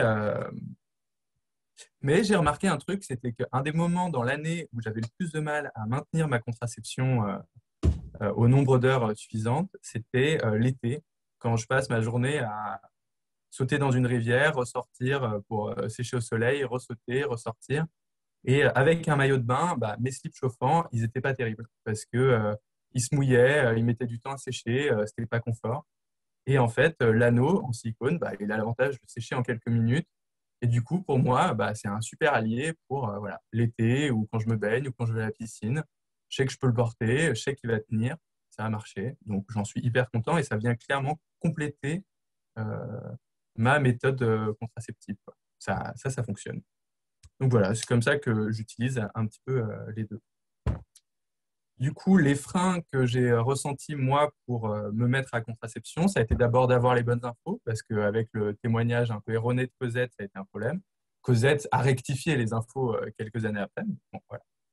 Ensuite, avoir des témoignages directs, en fait, rencontrer des personnes qui ont vécu, qui prennent cette contraception, parce que juste de lire des témoignages, ça suffit pas, on a plein de questions. Ensuite, après avoir rencontré, il m'a fallu que je trouve au moins un atelier de couture. Alors, à l'époque, je ne connaissais pas l'anneau. Peut-être j'aurais démarré plus vite avec l'anneau. Mais moi, il a fallu que je trouve un atelier de couture. Et une fois que j'ai eu tout ça, bah, j'ai vraiment pu commencer. Après, les freins que j'ai remarqués pour d'autres personnes, qui peuvent être un peu plus stricts que moi, c'est la reconnaissance officielle. Parce que quand on dit il y a un ou deux médecins en France qui suivent ça, bah, il y a des gens qui ne prennent pas ça au sérieux. Moi, j'avais une telle envie de me lancer dans la contraception que quand on m'a dit il y a une méthode, il y a des spermogrammes, tu as le résultat, c'est bon, j'avais confiance. Il y a des gens qui auraient besoin de plus, d'une plus grande reconnaissance, que les médecins à qui ils parlent, ils sachent de quoi on parle en fait. Et il y en a qui préféreraient voilà, avoir la vente d'un produit fini. Donc, on vende un slip, un caleçon chauffant, tout prêt à l'emploi, qu'on vende des anneaux. Il y en a pour qui, si on l'achète, eh ben, on a confiance, alors que si on le fait soi-même, ben, on a peur. Voilà. Moi, j'étais déjà DIY au départ. Ça me plaît d'inventer. Voilà. Ça me va très bien. J'étais très heureux de découvrir qu'on pouvait faire sa propre contraception. Il y en a qui préféreraient l'acheter. Donc, voilà, il faudrait que les propositions augmentent pour arriver à peut-être plus de gens. Mon vécu de la contraception aujourd'hui, c'est quelque chose qui me demande aucun effort, qui me procure aucun inconfort et pour lequel j'ai quasiment pas de charge mentale. Enfin, c'est quelque chose qui est assez évident dans ma vie. Sans effort parce que bah, j'enfile, je l'enfile en même temps que je m'habille le matin. Je le quitte quand je le quitte le soir. Moi, je le porte que la journée parce que la nuit, ça me va pas. La nuit, à 4 heures du matin, j'ai une érection et du coup, ça vient serrer la base de ma verge. Ça me fait mal. Du coup, je dois l'enlever. Ça me correspond pas du tout, mais la journée, ça marche. Donc, je le porte que la journée. Voilà. Mais pas d'effort. Je le porte le matin, je l'enlève le soir. Pas d'inconfort, ça me fait jamais mal et ça fait bien longtemps qu'il n'y a plus une testicule qui est sortie, donc ça me trotte pas dans la tête, ça fonctionne. Sans charge mentale, alors là, il y a aussi un truc, c'est que moi, quand j'ai rencontré les gens, les premières personnes qui l'ont utilisé, c'était des gens, là je vais dire, c'est pas un dispositif médicalement reconnu, officiel, c'est-à-dire que je prends des libertés par rapport à ce que dit Mieuxet et on fait attention à mon témoignage, il vaut que pour moi. les gens que j'ai rencontrés, ils me disaient, bah, nous, on trouve que 15 heures, c'est beaucoup. On le porte que 13 heures, parce que 13 heures, eh ben, on a remarqué qu'on arrivait à un seuil en dessous de 1 million, pas de mobilité, le spermogramme est impec. Et même, ils allaient jusqu'à dire, en fait, on a testé pendant 3 mois de le porter que 11 heures. Et à 11 heures, on était à moins de 1 million et les spermatozoïdes ne bougeaient pas. Donc, si on était sûr qu'à 11 heures, c'était nickel, eh ben, à 13 heures, on considère qu'on est encore bon. Voilà, ça, c'est, je pense que Miocet, il ne supporterait pas que je dise des choses pareilles sur une conférence, peut-être que Maxime non plus. Euh, on est plusieurs voilà, fonctionner comme ça. Donc moi, je fonctionne à 13 heures par jour et je sais que 13 heures, j'ai jamais besoin de me poser la question. En fait, je l'ai fait. Des fois, je regarde l'heure en me couchant, je me dis, ah tiens, ça marche pas. Au pire, je le garde un peu, mais voilà. Je peux m'endormir avec. Je sais qu'à 4 heures du matin, je l'enlèverai, mais s'il manque quelques heures, je m'endors avec. Et du coup, ça me demande aucun effort mental. Je sais que ça passe. Après, il y a une autre chose, c'est qu'en fait, ça n'a jamais été le seul moyen euh, de contraception dans mes relations. C'est-à-dire que finalement, en fait, j'ai eu des relations avec des personnes qui portaient un stérilet.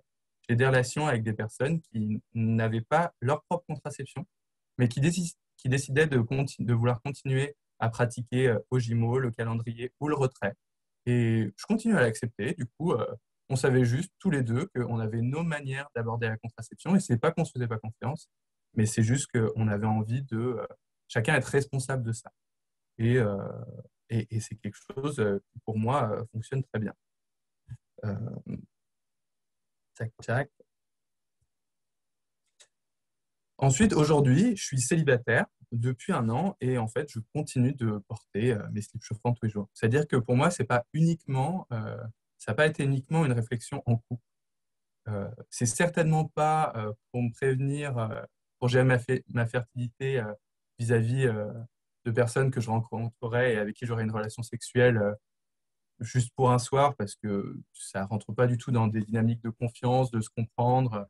Et puis avec, comme ça remplace pas un préservatif pour les IST, on est dans des dynamiques qui sont très différentes. Mais je continue à le porter parce que ça me construit une habitude. C'est-à-dire que j'ai l'habitude de le porter tous les jours, je me pose plus la question. Parce que ça me permet aussi de contrôler mes résultats, c'est-à-dire que je vois tous les 3 mois où j'en suis et je vois que ça continue à être efficace et c'est quelque chose important pour moi et aussi pour pouvoir en parler à d'autres. C'est-à-dire que, comme Maxime l'a dit, les premières fois où j'ai commencé à porter le slip chauffant, j'ai fait de la propagande à fond. J'en ai parlé à tout le monde. Alors maintenant, c'est un peu redescendu, mais j'ai quand même envie de monter un atelier de couture à Grenoble, de continuer à populariser ça. Et mine de rien, bah, face à d'autres mecs cis qui sont un peu conditionnés, et ben, dire qu'on est en train de le faire soit en ce moment, même si on n'est pas en couple, parce que c'est important de savoir où on en est. Et j'ai pas envie d'avoir un enfant aujourd'hui, donc je porte une contraception. Et ben, ça aide, je crois, à faire avancer un petit peu le discours. Je lance juste une petite bouteille à la mer aussi. Du coup, voilà, s'il y a des gens qui sont sur Grenoble et qui ont envie de monter un atelier de discussion autour de la contraception testiculaire, qui ont envie de faire un atelier de couture ou juste de venir en parler, d'avoir des retours d'expérience, je vais laisser une adresse mail. C'est contraception t38@gmx.fr. Je vais l'écrire dans la discussion. Et à partir de ça, j'aimerais commencer à monter un groupe pour discuter de ces sujets-là sur Grenoble. Et si, pour les personnes qui voudront le rejoindre en route, je pense que les réunions seront indiquées l'agenda du site internet d'information grenoblois, letami.info. Voilà, je mets ces infos sur le chat et merci pour votre attention et pour les questions. Bah, c'est nous qui te remercions. Antoine, c'est super d'avoir ton témoignage ce soir. Vraiment un grand, grand merci à toi. Et puis, ben, reste connecté puisqu'on va avoir des questions probablement aussi qui vont s'adresser à toi. Je passe la parole à ma collègue Aurore qui a noté quelques questions intéressantes à reprendre peut-être. Oui, alors il y a plusieurs questions auxquelles on n'a pas répondu en direct parce qu'on a pensé que ça valait le coup qu'elles soient discutées ensemble. Il y a plusieurs questions sur le cycle de l'homme que tu as évoqué, Maxime. Où est-ce qu'on peut trouver des infos là-dessus? Est-ce que tu peux juste nous donner rapidement quelques éléments à l'oral, mais vraiment 2 minutes, et puis éventuellement là où on peut trouver des infos là-dessus. Alors, en gros, ça vient de l'idée je travaille pas mal sur la biodisponibilité. Et voilà, en gros, on n'est pas tous biodisponibles au même moment dans la journée ou en fonction des saisons ou dans le mois, en fait. Il y a cette idée-là de se dire à un moment, notre bain hormonal impacte aussi notre relation à l'autre. Et c'est important de savoir avec qui on vit et comment ça se passe parce que justement, le bain hormonal de l'autre va impacter sa capacité à pouvoir recevoir un message ou pas. Et du coup, va aussi calibrer le type de message que je peux transmettre à la personne à un moment donné, en fait. C'est vachement important. Alors, il n'y a pas de… On travaille avec un copain, on va sortir bientôt un livret qui est un livret d'observation sur les cycles du garçon, en fait. Mais qui va être couplé aussi où les filles pourront mettre leurs observations. L'idée, c'est de petit à petit pouvoir critériser pour que la personne puisse observer, en fait, ces fluctuations hormonales. Ça, c'est vraiment le premier point. C'est un super outil de sexo au départ, mais qui peut aussi être envisagé à d'autres finalités. Je sais que beaucoup de garçons qui se contraceptent tiennent un petit journal et se suivent et notent qu'est-ce qui se passe. Je l'ai fait moi-même et avec plusieurs critères. Donc voilà, au niveau du cycle, l'idée c'est que si on observe un petit peu ce qui se passe, c'est qu'au final, quel que soit notre genre ou appartenance à un genre, peu importe, on est tous sous le même bain hormonal. On est tous sous oestrogène, progestérone et testostérone. Tous. Okay. Ça ne change pas. C'est juste la manière dont ce cycle va se faire, c'est-à-dire en intensité et sur la fréquence. Voilà. C'est simplement ce qui va changer. Mais au final, ce qu'on observe, c'est que le cycle qu'on retrouve sur 28 jours, à peu près pour les personnes ayant des ovaires, ce cycle-là, en fait, on peut l'aborder en mode fractal, le réduire, prendre la même chose et le démultiplier en fait sur une même journée, sur 4 à 5 fois. En changeant le pic qui va être sur l'œstrogène avec de la testostérone et compagnie. Mais au final, c'est exactement le même script, sauf que ça ne joue pas avec la même intensité. L'idée, c'est de dire aux gens, votre bain hormonal, que qui que vous soyez, au final, quel que soit votre genre, vous avez le même orchestre qui joue dans votre corps, sauf qu'il ne va pas jouer la même partition de la même manière. C'est simplement ça que ça veut dire. Voilà. Et ça, on le retrouve, mais il faut pousser, il faut chercher en fait des scripts et des analyses justement des bains hormonaux plutôt des personnes ayant des testicules et plutôt des personnes ayant des ovaires et les observer pour pouvoir voir un peu ce qu'il y a de commun et comprendre un peu ce côté cyclique sur la journée. Ça, c'est le petit cycle qu'on va dire que les garçons connaissent et qui vivent sur une même journée. Et il y a ce grand cycle de 3 mois ou de 2 mois et demi. Celui-là, on a du mal encore à savoir comment est-ce qu'il impacte. Est-ce qu'il y a une variation pendant ce temps-là? Est-ce qu'il y a une variation sur la saisonnalité aussi? On ne sait pas trop, en fait. Mais il est clair que c'est cyclique. C'est-à-dire que oui, on nous vend à l'école qu'un garçon, ça produit H24 et ça a des spermatozoïdes H24 près, mais ça ne parle pas de la réalité physiologique de comment est-ce qu'on en arrive là, à cette constance-là. Et cette constance-là, elle dépend d'un bain hormonal qui est vraiment sur 4 à 5 fois par jour déclenché et probablement un autre bain hormonal plus grand, mais qu'on a du mal à comprendre, sur 2 mois et demi, 3 mois pour arriver à avoir une production finale. Voilà. En gros, à chaque fois que le garçon va monter une petite colline, il va y avoir une poussée, en fait.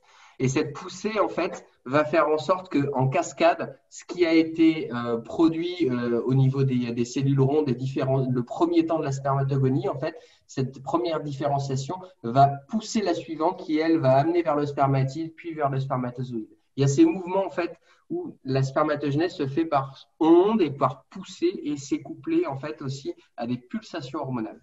Ce qu'il faut retenir, c'est que c'est pulsatif. Voilà. Mais je n'ai pas plus d'informations que ça à vous donner de vraies recherches et tout. Mais si quelqu'un veut se lancer là-dedans, qui m'appelle, il y a plein de choses à faire. C'est passionnant. Mais il y a peut-être des études. Hein, tu n'as pas des références, quelques références sur lesquelles on pourrait s'appuyer les personnes qui nous ont posé ces questions-là? Sur ça, non. Sur ça, non, j'ai pas. Si vous en trouvez, allez-y. Si vous trouvez des vrais professionnels qui ont réellement bossé là-dessus, oui. Voilà, je sais qu'on en parle. On en parle d'un point de vue hormonal et on en parle aussi d'un point de vue chromosomique. C'est-à-dire que le côté XY, c'est pas tout le temps ça. Des fois, c'est XXY, des fois, c'est YYX. Bref, il y a des vraies variances, en fait. Et ce n'est pas simplement garçon ou fille. En fait. C'est une connerie totale, en fait. C'est une mosaïque et c'est beaucoup plus complexe que ça. Et sur les approches hormonales aussi, au niveau génétique aussi. Voilà, au niveau chromosomique. Désolé, je manque de ressources. On a pas mal de questions sur l'accompagnement. Comment se faire accompagner, par qui? Aurélie peut peut-être commencer à répondre et puis Antoine pourra peut-être compléter aussi de son expérience. Vers qui maintenant actuellement, comment ça peut se passer pour quelqu'un qui est intéressé par la contraception? Donc, bonsoir. Je suis une des médecins du planning familial. Donc c'est vrai, nous, notre projet, on s'est mis progressivement à proposer cette contraception aux personnes qui le demandaient. Il y a de plus en plus de demandes actuellement. Moi, depuis septembre, j'ai l'impression d'avoir vu de plus en plus de personnes à Grenoble qui souhaitaient cette contraception. En fait, comme vous l'a dit Maxime, c'est pas très compliqué du point de vue médical. Comme l'a dit également Antoine, finalement, obtenir la prescription d'un spermogramme, c'est assez simple. Mais comme vous l'avez aussi remarqué, je pense que ça nécessite quand même un encadrement médical pour éviter les quelques difficultés où un des premiers patients que j'ai vu était une personne qui avait qu'une seule testicule, par exemple, et on a pu comme ça, il a pu accéder à faire un bilan un peu plus complet, à faire de la préservation de gamètes s'il le souhaitait, à savoir qu'il avait accès à tout ça. Et ça permet effectivement d'être plus en sécurité, il me semble. Après, si on souhaite faire son truc dans son coin, comme tu l'as dit Antoine, tu es allé voir quelqu'un et puis on te l'a prescrit sans savoir ni où ni comment et quelles conséquences ça avait. Après l'accès à une consultation, petit à petit, comme l'a dit dans le fil la discussion, il y a un petit réseau de médecins qui se crée, donc à Grenoble, au centre de planification, au planning de Villarbonneau. On a des contacts un peu. Moi, j'ai motivé des collègues du planning familial du 42 à s'y mettre. D'autres collègues, j'ai été contactée par un médecin de Savoie qui a participé, qui cherche d'ailleurs un patient expert. J'en profite pour faire un appel à la demande. Du coup, voilà. Effectivement, l'équipe sur lequel ont été faites les études scientifiques, sur lesquelles ça a été publié, c'est l'équipe de Toulouse. Voilà, je pense que c'est aussi important de redire ça. Donc, des personnes qui souhaiteraient bénéficier peuvent prendre rendez-vous. Après, effectivement, Toulouse, c'est pas du tout une obligation de passer par là. Et on remercie encore, comme tu disais, Maxime, entre guillemets, au père fondateur d'avoir bien voulu publier toutes leurs études pour que ça soit vraiment accessible scientifiquement à tout le monde. Je ne sais pas si tu veux compléter. Oui, il y avait des questions complémentaires sur les coordonnées de patients experts. Ces patients experts, on peut les trouver à travers les différents réseaux, les différents liens qui vous ont été donnés. Et là, il y a Erwan qui vient de remettre dans le fil de discussion justement les coordonnées de Garcon. Et par leur intermédiaire, une des possibilités par leur intermédiaire, c'est de trouver effectivement des patients experts. Donc, vous pouvez tout à fait les solliciter pour pouvoir discuter avec d'autres personnes qui vont être plus ou moins avancées dans ces démarches et puis avec qui vous allez pouvoir échanger. Il y avait aussi des questions pour Antoine sur les ateliers dont tu parlais tout à la fin.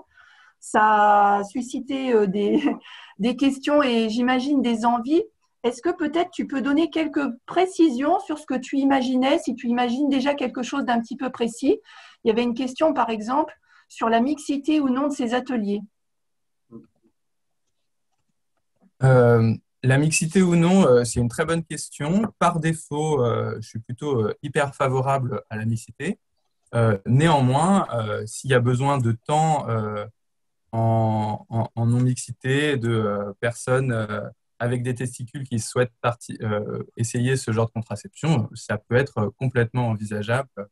Et moi, je dirais que ça dépendra un petit peu des envies qui vont exister, mais on n'aura pas de difficulté à trouver un lieu qui nous accueille.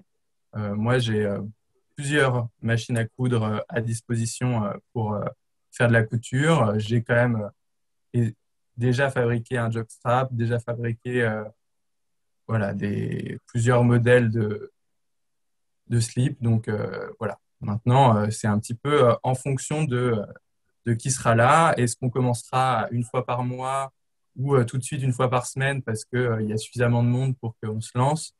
Je dirais que ça sera un petit peu à ce que ça donne en fonction du nombre de mails qui va arriver sur cette adresse. Mais je pense que ça peut avancer très vite et c'est pour ça que je suis assez heureux de saisir l'occasion de cette grande conférence pour lancer une dynamique. Merci Antoine. On a une question aussi en matière de consultation. Est-ce que vous conseillez aux hommes qui souhaitent se contracepter de consulter en couple avec leur compagne? Et d'indiquer, il me semble important d'en parler avec celles qui risquent la grossesse. Peut-être que Aurore, conseillère conjugale au planning familial, tu peux répondre à cette question? Oui, quand on reçoit les personnes en entretien, si on reçoit un homme seul, on va investiguer un petit peu de cette question de savoir si ces modalités de contraception ont été discutées dans le couple ou pas. Je dirais que quand on reçoit des femmes seules, ça peut aussi arriver que leurs compagnons ne soient pas au courant de leurs décisions en termes de contraception. Ça a un impact quand même beaucoup plus fort pour les femmes parce que c'est elles qui portent la grossesse. Mais de fait, il y a un homme qui peut devenir père aussi. Bon, je fais pas de parallèle, c'est pas tout à fait la même chose. Mais on investigue cette question.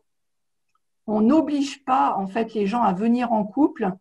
Très souvent, en fait, nous, les personnes qu'on a reçues jusqu'ici, ce qui n'est pas forcément représentatif, mais ils arrivent justement avec des questions, même s'il n'y a qu'une personne qui est là, l'homme qu'on a devant nous fait part de questions qui ont été élaborées en couple sur parfois des difficultés de trouver un moyen de contraception adéquat et sur un choix qui a été fait en couple.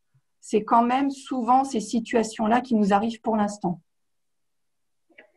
J'ajouterais que moi, je le propose systématiquement en consultation, que la prochaine fois, s'ils veulent venir avec leur compagne. Alors, il y a moi, pour l'instant, j'ai des retours assez différents. Alors, bon, j'ai une petite expérience, donc je ne peux pas vous dire non plus, on va être honnête. Il y a certains hommes qui m'ont dit « Ah bah oui, pourquoi pas, je vais lui proposer de venir ». Et d'autres qui m'ont dit, en fait, ça me regarde quand vous demandez pas à une femme forcément d'être accompagnée par son conjoint. Donc, c'est aussi l'occasion d'avoir une discussion un peu plus ouverte sur qu'est-ce que c'est, voilà, l'idée de la contraception de couple, etc. Donc, en tout cas, c'est systématiquement proposé parce que pour moi, c'est quand même quelque chose d'important.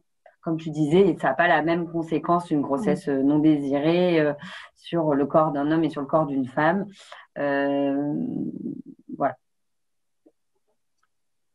On avait des questions, il y a eu des questions qui étaient un petit peu médicales, je dirais. Là, je vais m'adresser peut-être à Maxime. Il y avait une question en début de conférence qui a été posée sur l'obésité. Comme critère d'exclusion, on a bien compris qu'il s'agissait de l'obésité abdominale, mais est-ce que vraiment l'idée c'est de se baser sur l'IMC ou est-ce qu'on peut voir au cas par cas en fonction de la possibilité de la remontée des testicules. Dans le protocole médical, c'est IMC supérieur à 30. OK. Donc, à partir de ce moment-là, prenez l'information, mais adaptez-la en fonction de la personne que vous avez en face. Ça dépend comment les graisses sont réparties sur le corps. Tout à fait. Le but du jeu, c'est que mécaniquement, ça puisse être possible. Donc voilà. Donc, au-delà de ça, sentez-vous libre de pouvoir proposer la remontée ou tout du moins de l'expérimenter en direct pour voir si ça fonctionne ou pas dans le contexte de la personne. Je fais un petit aparté sur justement la discussion d'avant, c'est est-ce que ça doit être une consultation de couple ou pas la contraception masculine. Ça reste au départ une question de maîtrise de la fertilité, une question individuelle.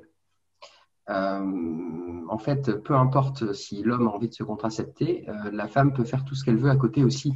Le premier temps, il est individuel avant d'être collectif, quoi. On s'adresse à une personne qui se demande qu'est-ce qu'elle peut faire pour maîtriser sa fertilité avant de s'adresser à un couple qui sont dans des stratégies de contraception. C'est vachement important de redonner aussi un petit espace aux personnes ayant des testicules sur ces approches-là, parce que ça les concerne. Ce n'est pas mettre de côté et évincer quelqu'un, c'est aussi leur redonner une place à un moment donné comme acteur. C'est vachement important aussi, voilà, de dire, OK, ça peut être collectif ou simplement individuel, mais vraiment de leur dire c'est individuel, c'est possible aussi, quoi. Voilà. La contraception masculine ou dite masculine n'enlève rien, elle rajoute quelque chose. Okay. Voilà. Maxime, il y avait aussi, je pense que ça a été dit, mais ça a peut-être besoin d'être redit. Il y avait des questions pour savoir, il y avait une question pour savoir si ça pouvait gêner l'éjaculation.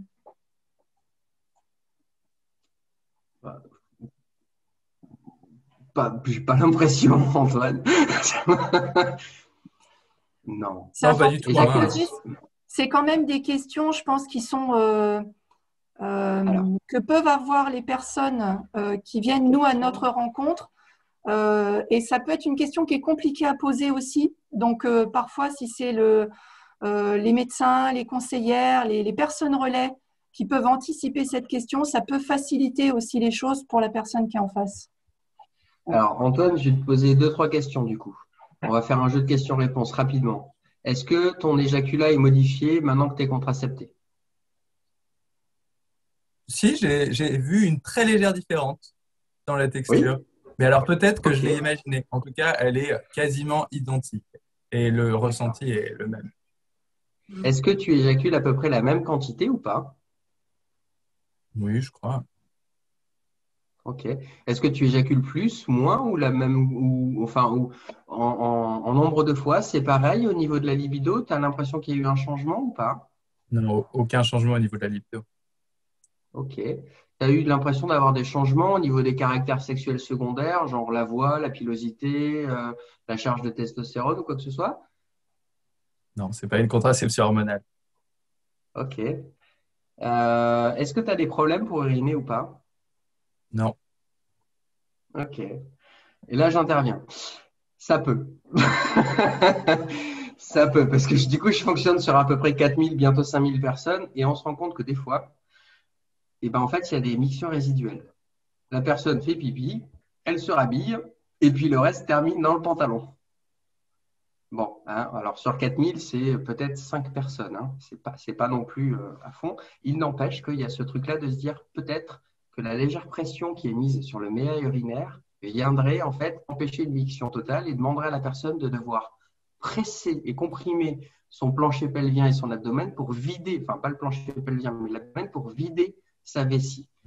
Un mouvement qui est plutôt automatique devient plus automatique, on est obligé de le repasser en manuel pour vidanger la vessie. Ça a l'air d'apparaître, c'est mineur, et en général, c'est les personnes à l'anamnèse qui ont d'abord aussi des problèmes au niveau de la miction, où c'est pas nouveau l'histoire de la petite goutte qui reste après. Mais il n'empêche, c'est quelque chose à garder en tête et à vérifier dans le temps, à voir si ça se confirme ou pas. Voilà. Moi, je rajouterais que par rapport à cette question de est-ce que l'éjaculation est la même, en fait, le slip chauffant, il vient agir sur les spermatozoïdes, mais finalement, le sperme lui-même, il est produit ailleurs, il n'est pas produit dans les testicules. Et le slip chauffant, on n'intervient absolument pas sur son volume, ses enjeux. Donc, du coup, il continue à exister et ça le contrarie en rien. Les spermatozoïdes, c'est 2 à 3% de l'éjaculat.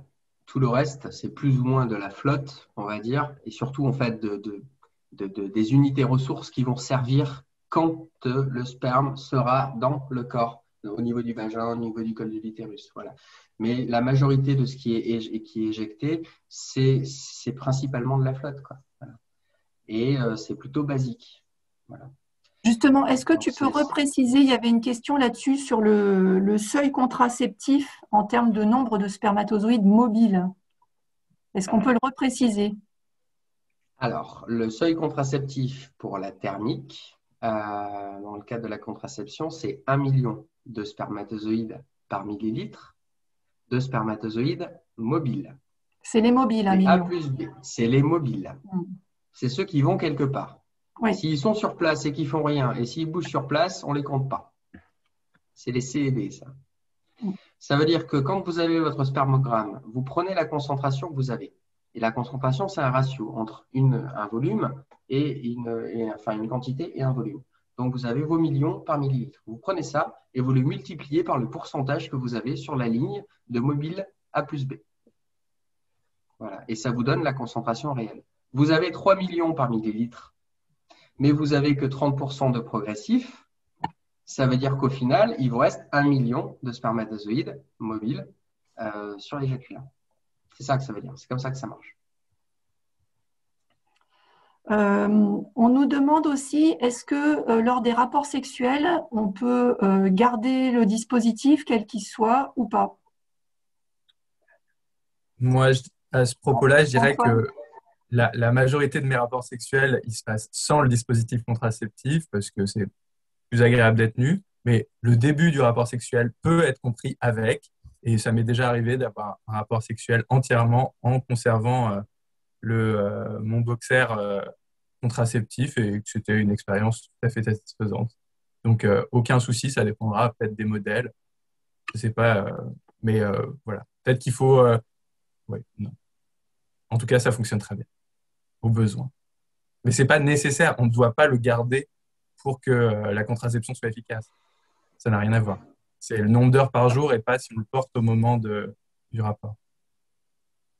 Voilà, l'idée, c'est pas de se dire je mets mon slip et du coup, je suis contracepté, je peux avoir un rapport, quoi.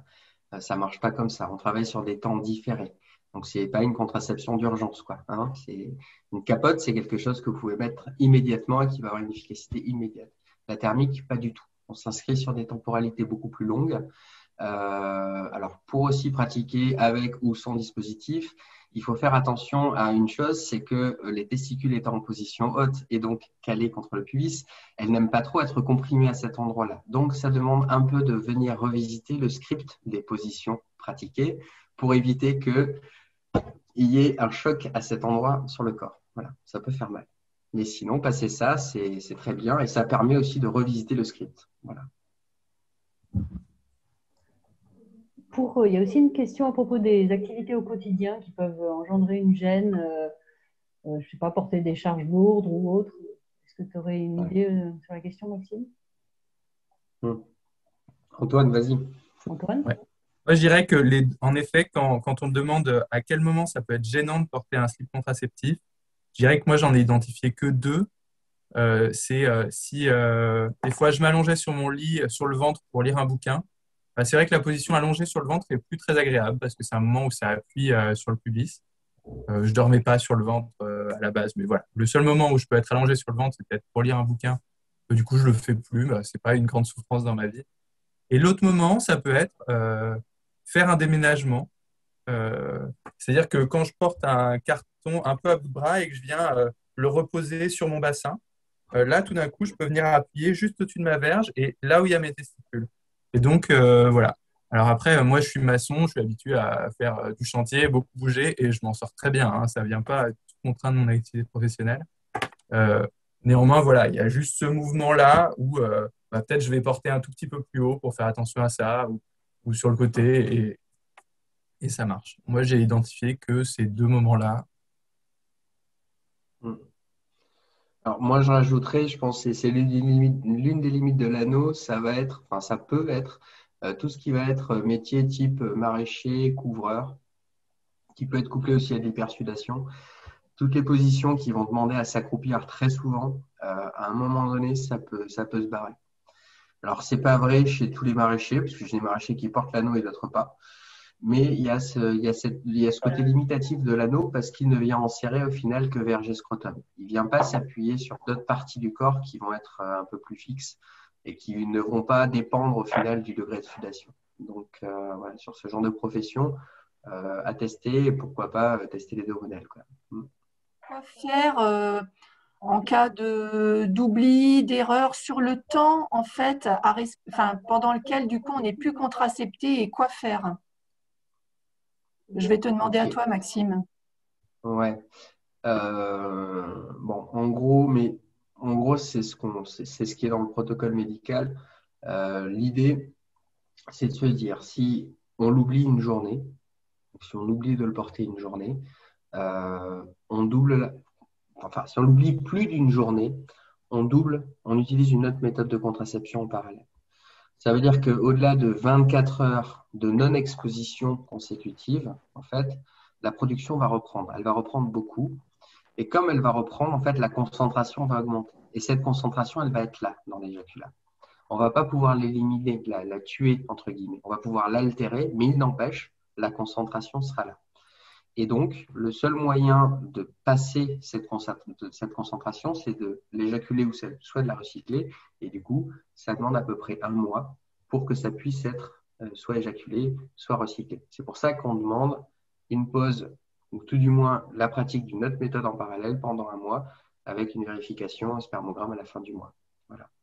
C'est drastique comme procédure parce que dans la vraie vie, on pourrait peut-être se permettre d'autres trucs, mais il n'empêche, d'un point de vue protocolaire, on en est là.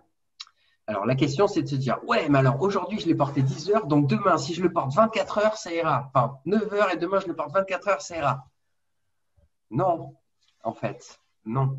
Non, pourquoi? Parce que, encore une fois, le gap entre deux temps de port va être important et du coup, ce qui aura été produit sera là. Et ça, on ne pourra pas l'enlever. Et c'est ça qui est compliqué dans la thermique à comprendre. Voilà. Ce qu'on a perdu sur un jour, on ne peut pas le récupérer. Ça veut dire que ce gap de 24 heures qu'on a, ce joker d'une journée sur un mois, vous pouvez le penser comme une journée sur 24 heures, sur un mois ou sur quelques heures fractionnées sur différents jours. Raisonnez-le comme ça. Vous avez une sorte de bourse dans laquelle vous avez du temps, joker, que vous pouvez positionner. Dire, bon, ben là, je me suis chié 2 heures, ok. Mais il faut simplement, quand vous cumulez ce temps, vous ne soyez pas à plus de 24 heures de gap. C'est ça que ça veut dire. Voilà. Maxime, nous qui connaissons l'anneau et le postiche, on est un peu déçus. On aurait bien aimé une démonstration du postiche, de l'anneau sur le postiche ou d'un autre dispositif. Ouais, tu veux une démonstration du postiche? Ouais, je pense que ce serait bien en fait. C'est parlant. Oui, c'est parlant. Bon, alors attendez. Bon, vous n'allez plus me voir, mais vous allez m'entendre. Donc, le postiche, c'est ça, hein, c'est un harnais. OK? Donc, tout le monde à peu près peut le porter. L'idée, c'est de reproduire ce qui est caché et de le montrer. C'est toujours pareil, c'est une histoire de tabou. Et le meilleur moyen de briser un tabou, c'est de le mettre en lumière, bien devant tout le monde. Et comme ça, il se passe quelque chose. Voilà. Donc, j'ai mon postiche. Le postiche, il y a quoi? Il y a un pubis, une verge, des testicules et les bourses avec les canaux inguinaux de chaque côté. Et donc, en fait, ça permet de simuler la remontée testiculaire. Ce que vous pouvez faire du coup avec vos patients quand ils viennent vous voir, ou même chez vous tout seul, vous pouvez déjà vous amuser à vous remonter les testicules sans trop forcer parce que ça reste sensible les testicules, mais vous pouvez vider la poche et vous amuser mécaniquement à venir mettre les testicules ici. Ça, c'est l'endroit où doivent être les testicules lorsque vous pratiquez la thermique. Elles peuvent être ici, elles peuvent être plus haut. Elles n'iront pas plus haut que ça. Hein. Elles ne vont pas se barrer ailleurs. Elles vont rester là. Okay? En tout cas, ce qui est sûr, c'est qu'il ne faut pas qu'elles descendent. Il ne faut pas qu'elles soient ici ou qu'elles soient plus bas. Plus elles vont être bas, moins elles vont être proches de la température centrale, et donc moins l'impact de la thermique sera important et du coup efficace. Okay. Donc, quand vous avez des patients ou chez vous, vous pouvez observer cette bombance, on le voit de profil, ça fait une bombance de chaque côté.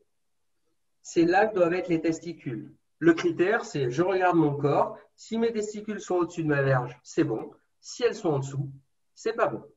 C'est aussi simple que ça. Et donc, ce genre d'outil, il permet, je vous sors le jockstrap, ce sera plus simple quand même, il permet en fait de tester les outils de remontée testiculaire, de montrer à la personne ou de faire faire à la personne. Donc là, j'ai un jockstrap, là, il y a l'orifice, c'est une sorte de bourrelet en tissu, en gros. On passe la verge à l'intérieur. Une fois que la verge est passée, on vient chercher le scrotum et on le glisse dans l'anneau. Hop. Une fois que le scrotum est passé, en fait, il est vide. Il n'y a plus rien dedans. Et les testicules, naturellement, comme elles n'ont plus de place, elles vont longer les canaux inguinaux et elles vont se positionner ici, dans le triangle, au final, que montre le jockstrap. C'est là qu'elles doivent être. Voilà. Et là, vous pouvez faire tous les gestes de la vie quotidienne. Voilà. Ce truc-là, c'est génial. Pourquoi? Parce que, en fait, c'est un leurre sensoriel. Mes mains ne savent pas si je touche mon propre corps ou si je touche le postiche. Donc, quand la personne agit, elle agit comme si elle agissait sur elle-même. On a accès à l'intime sans passer par l'intime. Par contre, on a accès à la procédure d'apprentissage derrière. Ça permet de montrer, de voir, d'attester et de faire faire par la personne et de vérifier que ça marche. C'est génial. Et ça fonctionne aussi du coup avec un anneau. L'anneau, donc les testicules, quand on enlève son dispositif, au bout d'un certain temps, elles restent en position haute parce qu'elles ont réduit un peu de volume, que les tissus ont gagné en élasticité, etc. Pour les redescendre, si jamais elles ne redescendent pas, il suffit simplement de les accompagner doucement, ça redescend tout seul. Voilà. L'anneau, ce n'est pas tout à fait le même principe. L'anneau, comme je vous disais, il vient enserrer cette partie-là. Donc, on passe la verge et c'est pas mal de faire une petite tonte au ciseau, version brosse. Voilà. Mais une fois que c'est fait, vous saisissez l'anneau à deux doigts d'une main, de l'autre, vous cherchez le scrotum dans l'anneau et vous faites un double mouvement. La main qui tient l'anneau descend et la main qui tient le scrotum à l'intérieur remonte. Et ce double mouvement permet petit à petit de passer le scrotum, si ça veut bien passer, de passer le scrotum dans l'anneau. Voilà. Du coup, on a pareil les testicules qui sont ici, le scrotum vide la verge. La différence, c'est que là, on a un gap. Si on reste sur cette position, à un moment donné, il y a un testicule qui va redescendre. Il faut bouger un peu pour que ça redescende. Mais en général, ça va redescendre à un moment donné. Pour pas que ça redescende, il faut passer la peau qu'il y a de chaque côté du scrotum, de la verge, ici, là. Et pour ça, on prend ce qu'il y a dans l'anneau, crochet, et on tire. Et on tire ce qu'il y a aussi au niveau de la peau. Et on vient chercher de chaque côté la peau. Ce qui permet d'avoir un anneau qui, après, est collé au final au pubis. Et là, ça ne bouge plus. Pour l'enlever, en général, le plus simple, c'est de partir de dessous et de tirer en faisant attention pour ne pas s'arracher les poils trop. Voilà. Et pareil, les testicules, normalement, redescendent. Maxime, Voilà. on nous demande s'il n'y a pas un risque plus important de torsion testiculaire. En fait, excusez-moi, ma question, c'était de manière générale, le fait de faire toutes ces manipulations, est-ce que ça n'engendre pas un risque supplémentaire? Peu importe la méthode utilisée derrière, quoi. Ok. De mémoire de contracepté, on n'a pas spécialement une augmentation de l'incidence des torsions testiculaires.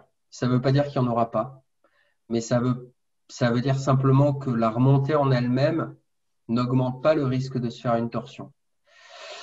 Je serais même tenté de dire, d'aller un peu plus loin et de dire qu'au final, un testicule qui est en position haute, vu qu'il est maintenu, en fait, il a moins de liberté et je pense qu'il a moins de chances de faire un 360 à vue de nez. Mais ça, c'est moi. Voilà. Mais en tout cas, il n'y a pas d'augmentation d'incidence. Donc, tu peux pratiquer tranquillement sans avoir cette peur associée, quoi. Voilà.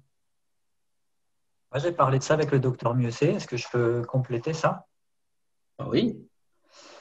Du coup, lui, ce qu'il expliquait, c'est que tant qu'on utilise un anneau, un orifice, quelque chose comme ça, où on va passer la verge puis le scrotum, en procédant de cette manière-là, on n'a pas de risque de torsion du cordon spermatique. Là où il peut y avoir un risque, c'est si on essaye de pratiquer cette remontée testiculaire sans avoir un anneau. Le risque est statistiquement très faible, hein, mais l'incidence est grave. Et voilà, le fait de remonter juste avec les mains, là, s'il y a une fragilité du cordon spermatique, si le geste est un peu brutal, etc., là, il pourrait y avoir un risque. Donc, il vaut mieux conseiller aux gens d'utiliser n'importe quoi qui ressemble à un anneau. Ça peut être un anneau de rideau, on peut faire un anneau avec ses doigts, etc. Mais tant qu'on reste sur cette manière de procéder qui est de glisser la verge puis le scrotum, là, il n'y a pas de risque. Alors, le meilleur anneau que vous pouvez trouver, hein, c'est d'ailleurs les anneaux de secours, ce qu'on appelle les donuts. Si vous prenez, c'est la base en fait du jockstrap. Si vous prenez une chaussette et vous la roulez sur elle-même et vous coupez le bout, et vous avez un anneau. Et avec ça, vous pouvez pratiquer. Voilà. C'est assez confortable. Voilà. Merci à chacun de s'être prêté au jeu des questions-réponses. On a essayé quand même de faire le tour, soit en répondant directement dans le fil de discussion, soit en posant les questions en séance. Je voulais quand même, puisque c'est la dernière fois que je prends la parole, remercier Méthilde parce qu'elle a remercié beaucoup de monde, mais je pense qu'il faut la remercier aussi. Elle est restée motivée et investie malgré tous les aléas des différents reports liés aux différentes restrictions sanitaires. Donc, vraiment, merci beaucoup à elle. J'espère que cette visuelle vous a mis en appétit au sens propre figuré, parce qu'il est plus de 21 heures. Encore un grand merci à tous les intervenants, intervenantes, Maxime, Antoine, les conseillères médecins ici du planning. Et puis vous toutes et vous tous, j'espère qu'on se retrouvera bientôt. Merci.